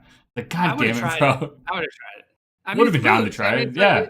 What's it going to do? I mean, it might make you blind, I guess, but you're not going to drink that much of it. Right, I would be down to try it. But yeah, she immediately... dude, whatever. As Bobby told us, it's impossible to make you blind, actually. No, yeah, it's true, actually. Bobby did tell us that. Yeah, that's right. Yeah. Mm-hmm. All right, so I'm going to switch gears on us, dude. What about this? What about Texas trying to secede from the Union? I've been waiting for it, bro. You got any bets? You got any bets on it? Dude, I feel it's not gonna happen. Nah, it's just like California gonna secede from the Union. Do you think should? Go ahead. Sorry. No, I don't think they should. But well, the reason why I ask is because it was actually Rush Limbaugh is on the chopping block about this. So he brought it up. He was like talking on his show or whatever about how essentially, and I kind of agree with him to a point. Like there are irreconcilable. I can't fucking say this word. Yeah. Irreconcilable differences between parts of the population, right? We have folks that think, you have a huge swath of the population that thinks that, a large majority of the country is institutionally racist, and unrepairably so. Like we can't figure that out. Like it is the way it is. You have large swaths of the population that think like the electoral process is fucked up, and that there's been fraud, and that the president is getting kicked out of office illegally or something, and he basically said like we're moving to a point where it may become impossible to avoid someone having these types of conversations. Now, obviously, he's a pundit who's talking about this on the back of Texas introducing some legislation. But yeah, I don't know. I thought it was interesting. I think it's kind of got some credence to a degree. I didn't see that. Go ahead, Drew, I understand where they're coming from, but I like what was it, a few years ago when California had the bill where they're proposing to divide the state into 3 different states, or at least 3 different regions. Yeah. Like I'm way more behind that than I am from like one of the states in the union seceding and trying to create their own government or their own country. Like I don't really know how all of that would work, but like I understand something like that where you have basically Southern California, which is everything from San Francisco south, like needs to be its own thing, and then Central California needs to be its own thing, and then Northern California things. So they're so dichotomically different regionally that they just need to have their own, especially considering I think like Central Cal, like the Central Valley, like is like really where California makes all of its money from farming. So, but they're governed by like these two huge metropolitan areas in the city, Right. or three huge metropolitan areas in the city. So it sucks for them, but I don't know. I thought it was probably some of the best piece of subtle propaganda that had come out in a while, because he really snuck that in there. It's like behind this tiny little piece of legislation, it's like, oh, we're having all these all this social strife. We'll sneak this in here. What about a little breaking up of the United States? But they've been talking about this for a really long time, right? Like I don't know. We were really young. I had to look it up. But back when George Bush won his election against John Kerry, what was that? 2004, 2005, 2004. I think. Yeah, basically, the Dems were talking about breaking up the states on the coasts to join Canada, and leaving the insides of the country, to the rest of the states. So I don't know. That's interesting too, because no big deal. Because the electoral college aspect too, right? You know, like because that would change the voter aspect of California a lot, right? You know, if it did change into 3 different states, then California isn't always gonna like you split up those electoral votes, and that changes a lot of the elections. You know, because California is always blue, but I feel like if you split it into 3 different states, then maybe one of those other ones would be red, right? Right. Well, that's why like all this stuff is ultimately probably going to be hung up, or why it won't ever come to fruition, is because it would dramatically shift the status quo. But well, Texas, look at the look at the 2020 election, and like the status quo is already starting to change. So yeah, I did see too that on the Texas note that Texas is suing like Michigan and a bunch of other states for voter fraud and stuff, and a bunch of other states are getting onto it. But I'm unconvinced. Yeah, I think it's funny though with the thing you were talking about, Rob, with like succeeding is like for years and years, all my friends from Texas have always been telling me like, you know what's great about Texas is that we can leave whenever we want. We can just fucking bow out, bro. And they like had this like conception of like Texas has this ability to succeed whenever it wants, type of thing. You know, it's too bad they've never taken an economics course, because they would know that would last all about 3 months. Yeah, exactly. Yeah. So I'm like, yeah, cool, bro. Zero chance. No, there's zero chance. The secession thing is just like it's more of a sign of the times. Like that was really, it was like a social, less political commentary than it was like a social commentary thing, that like, you know, like Texas suing these guys over election fraud, another symptom of the disease, right? That like we're now actually like where I normally would never agree with Rush Limbaugh pretty much on anything. I kind of would agree with him here, that we're reaching points where like we're not able to meet each other in the middle of the road on what it means to be an American anymore. You know, like we literally have states suing other states over election fraud. We have folks that think that like our institutions are, you know, unrepairably damaged. You know what I mean? Stuff, man. Stuff. So. Yeah. Well, in 2016, wasn't California trying to cede from the union as well? Yeah. After election results. So that's just part of the course. I think, yeah. But that's what I was saying. They were talking about it in 2004, you know, or 2005. Yeah. But yeah, I mean, anytime things don't go their way, they, you know, one state gets, you know, their panties in a bunch or whatever, pissed off. But I mean, it's the more interesting outcome or thing that's come from the 2020 election is that the censoring of like what has happened. So YouTube officially, like if you post anything about questioning the validity of the 2020 election or like election fraud, they will take down that video and remove it. Yep. Where if you talk about Russian interference in the 2016 election, like no, never, they were never taken down, and they still will never be taken down. And it's just like it's a dude. Big tech, they're fucked. They are going down a road to where they're going to get regulated by the government. It's going to come. There's a especially with the reckoning Biden, coming. For the Biden and for Hunter big tech. scandal. Yeah. Sorry for interrupting, Drew. I don't know. No, I'm just saying that these days of these big tech companies being able to do whatever the fuck they want, a reckoning is coming, and it might not happen in the next 4 years, but it's coming.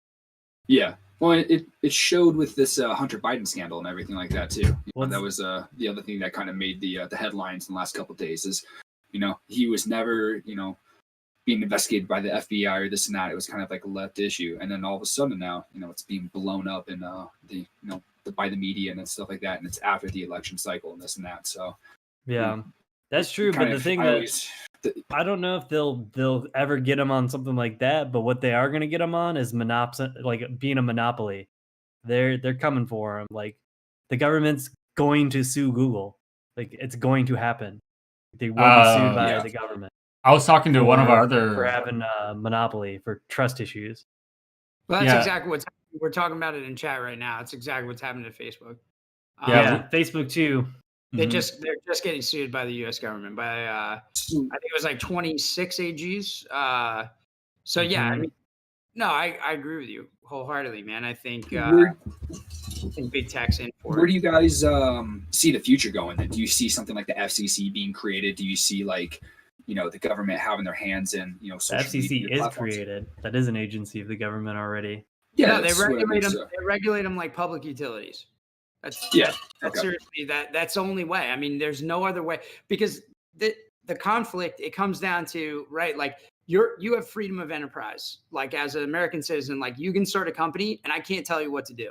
Like we've already had huge fights about this, right? Like if you didn't want to hire somebody who happened to be of a particular sexual orientation or of a particular gender or of a particular race, like you're not allowed to do that.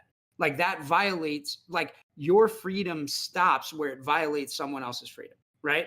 And so this becomes a really hard argument to have when people's freedoms become entirely subjective, right? So like in the sphere of YouTube, like if I think that the world is flat and the general consensus, you guys know where I'm going with this, and the general consensus that the world is round, you're technically, you as a company are in violation of, for not entertaining my fucking whimsical views, you're in violation of my freedoms.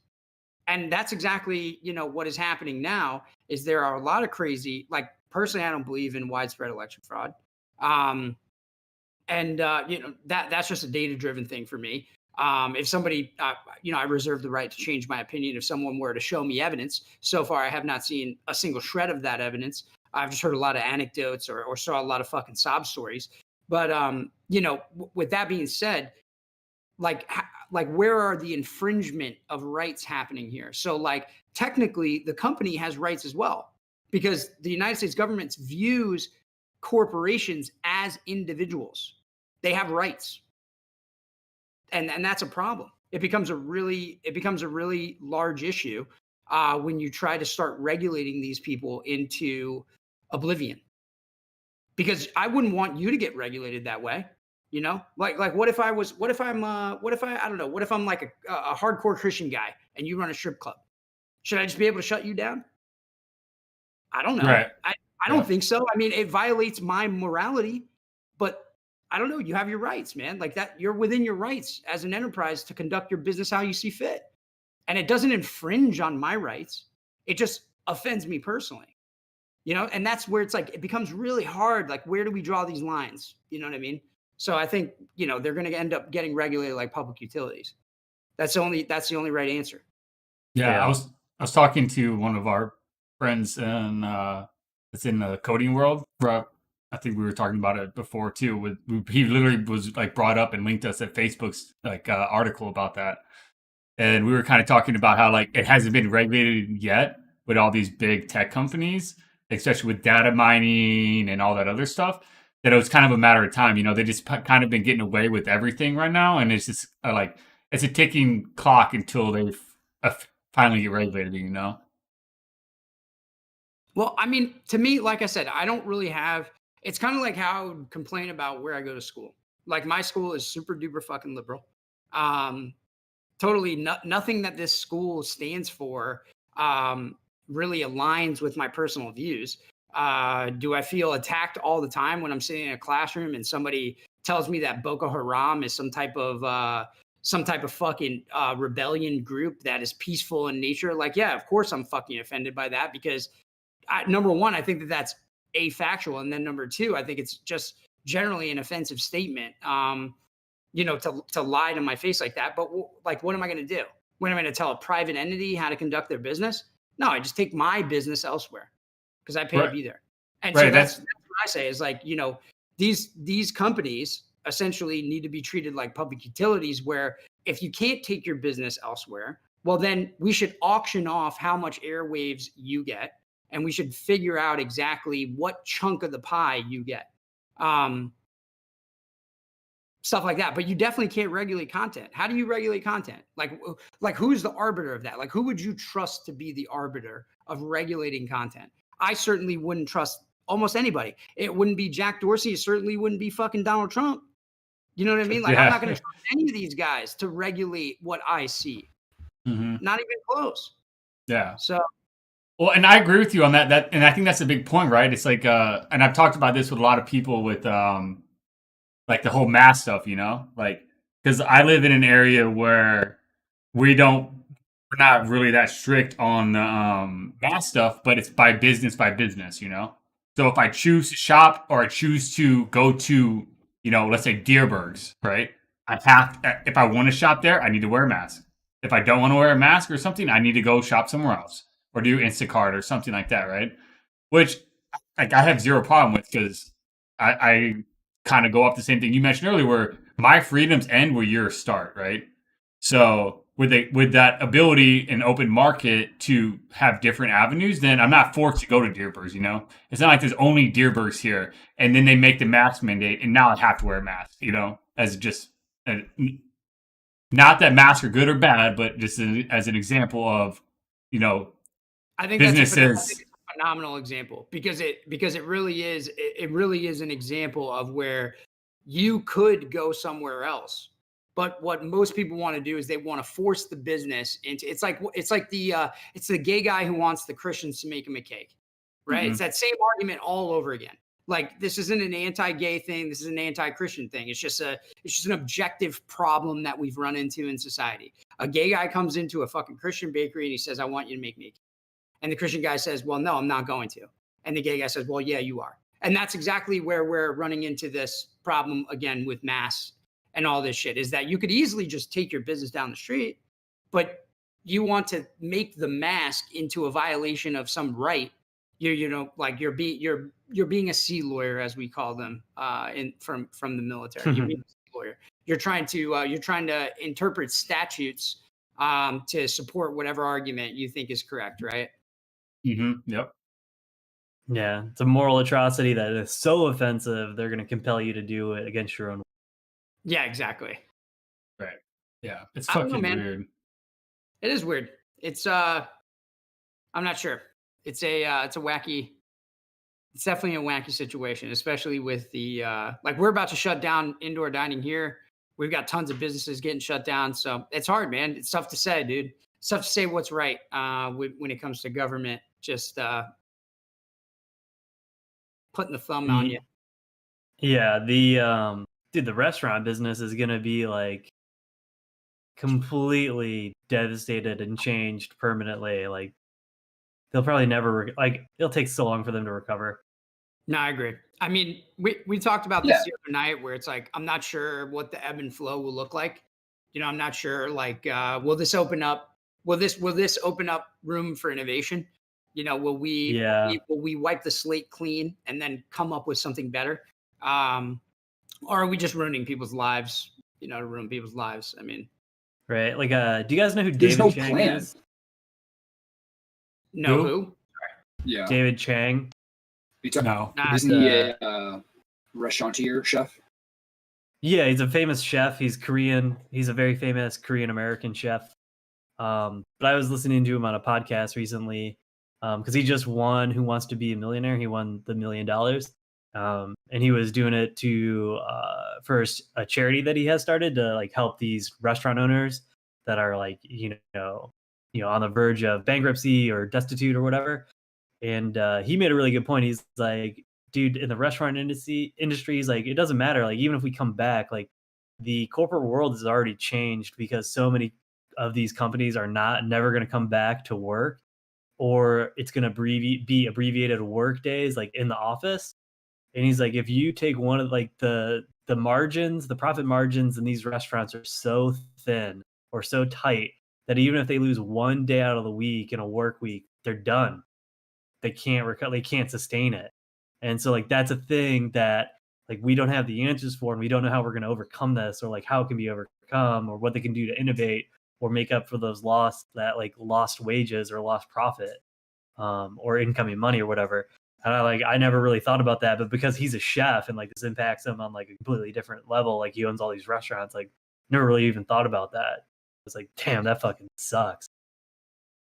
No, definitely. I hadn't really thought about it to that degree, but like I knew, like I've always known that opening a bar or restaurant is a bad investment, and I've only known it that because unless you're a badass chef, you know what I mean? Like what differentiates you, man? There's a gazillion of you, so it's like it's very difficult to be successful. So yeah, man, I don't know. And then yeah, with the government forcing it on you, that I definitely don't obviously agree with. But well, and that's the thing, we have family members that are back in San Diego, and they have a couple candy stores and stuff like that, and they have some properties over there, and it's really interesting to see it from that point of view too. She's trying to do it all. This is her life. She's been in that position for 15 years now. She's done it in that, she's been great in that community. The store's been great in that community.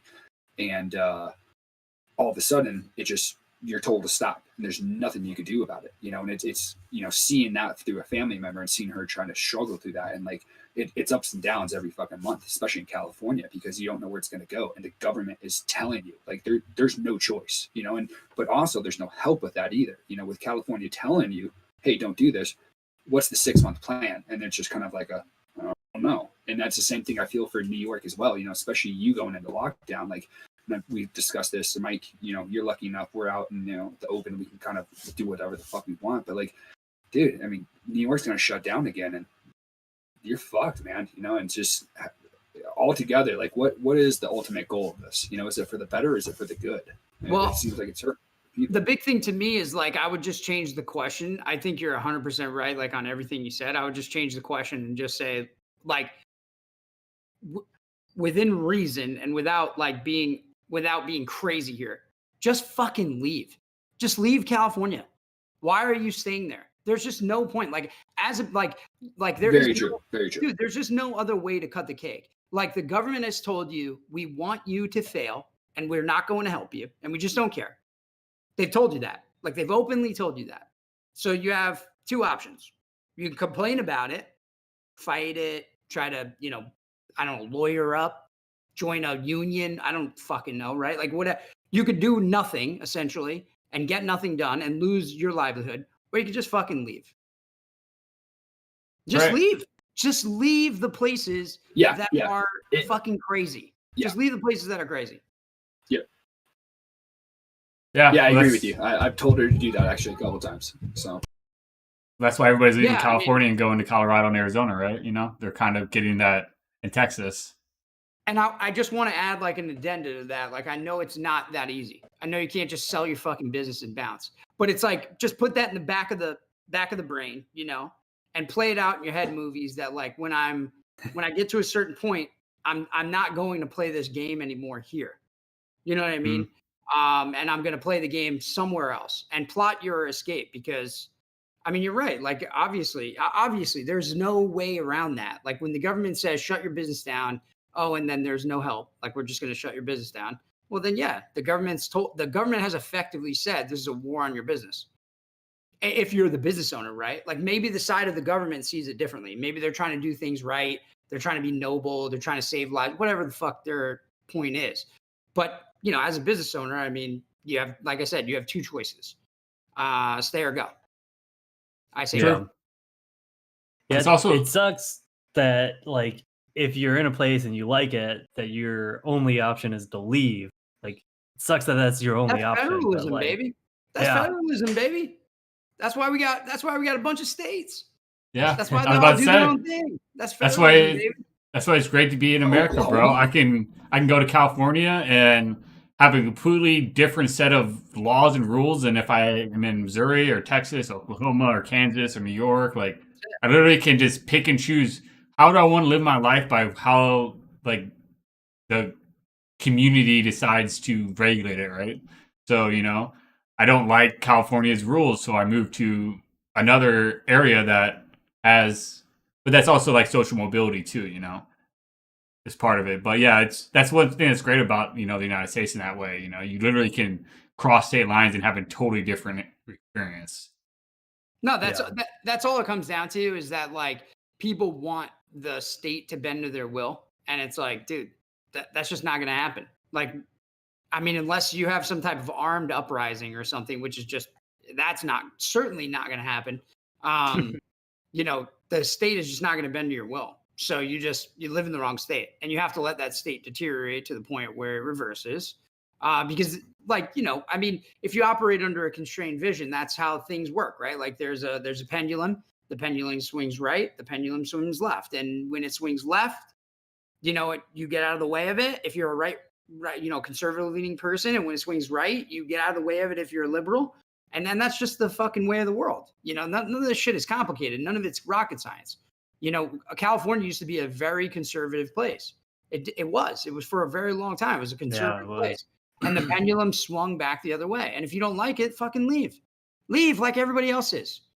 And then, if you have a big problem leaving, well, that's more on you. You're really just mad that you sunk all of this cost into a state that you really don't want to live in. That's really what happened. And you're just bitter that you didn't, you ended up stuck here when you made a bad choice. And that happens in everything. That happens in everything that we do.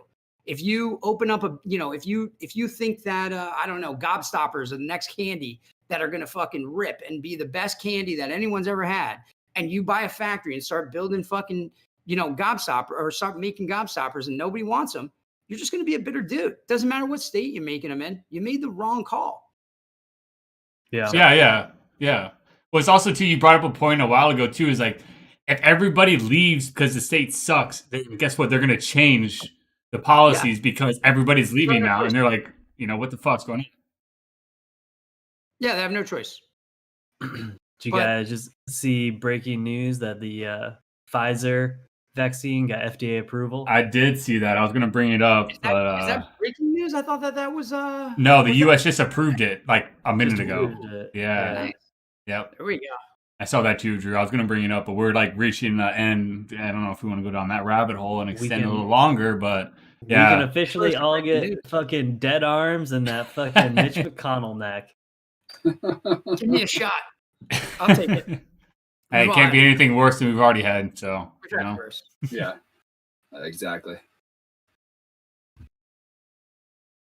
Well, but pretty crazy. We got a fucking vaccine for this disease in less than a year.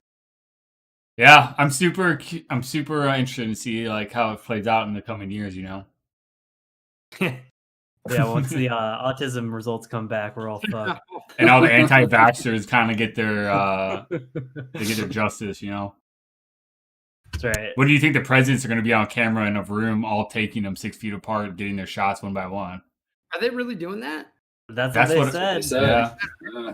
All the living presidents, but Trump is going to get their COVID vaccine on camera. Trump might have already gotten his. Well, he's already got the COVID, right? So he's got the antibodies. So, he doesn't need the vaccine. Sure, why not? It's not going to hurt him. He'll be all right. Yeah, he's good. He's super strong now. Super strong. Adidas. Super strong, bro. I'm super strong. Big, powerful guy. Hey, real fast before we leave, what's that shirt that you're wearing, Rob? It's my recon shirt. That's what I Oh, thought. That's badass. the good old Leave MP5 this, days. Just a little MP5 action. Very nice, very nice. Well, anybody have any saved rounds or anything else? No, yeah. Appreciate everybody checking in tonight. That was good breaking news. At least we have a vaccine. Maybe by next week, the world will open back up again. Right? You With never their know. 50 million doses they're going to come out with for the whole world. So good shot. But yeah. Alrighty, well, everybody take care. We will be live next week like usual. And we will talk to you later. Everybody take care. Toodles. Jump in, like those socials. Thank you for listening to Subtle Propaganda. We hope you guys enjoyed the show. Make sure to like, subscribe, and follow us on our social media. You can find our podcast anywhere podcasts are uploaded, which include our pre and post show. We will be live next week at 7 p.m. Eastern. And don't forget to tell us how wrong we were in the comments. See you next time.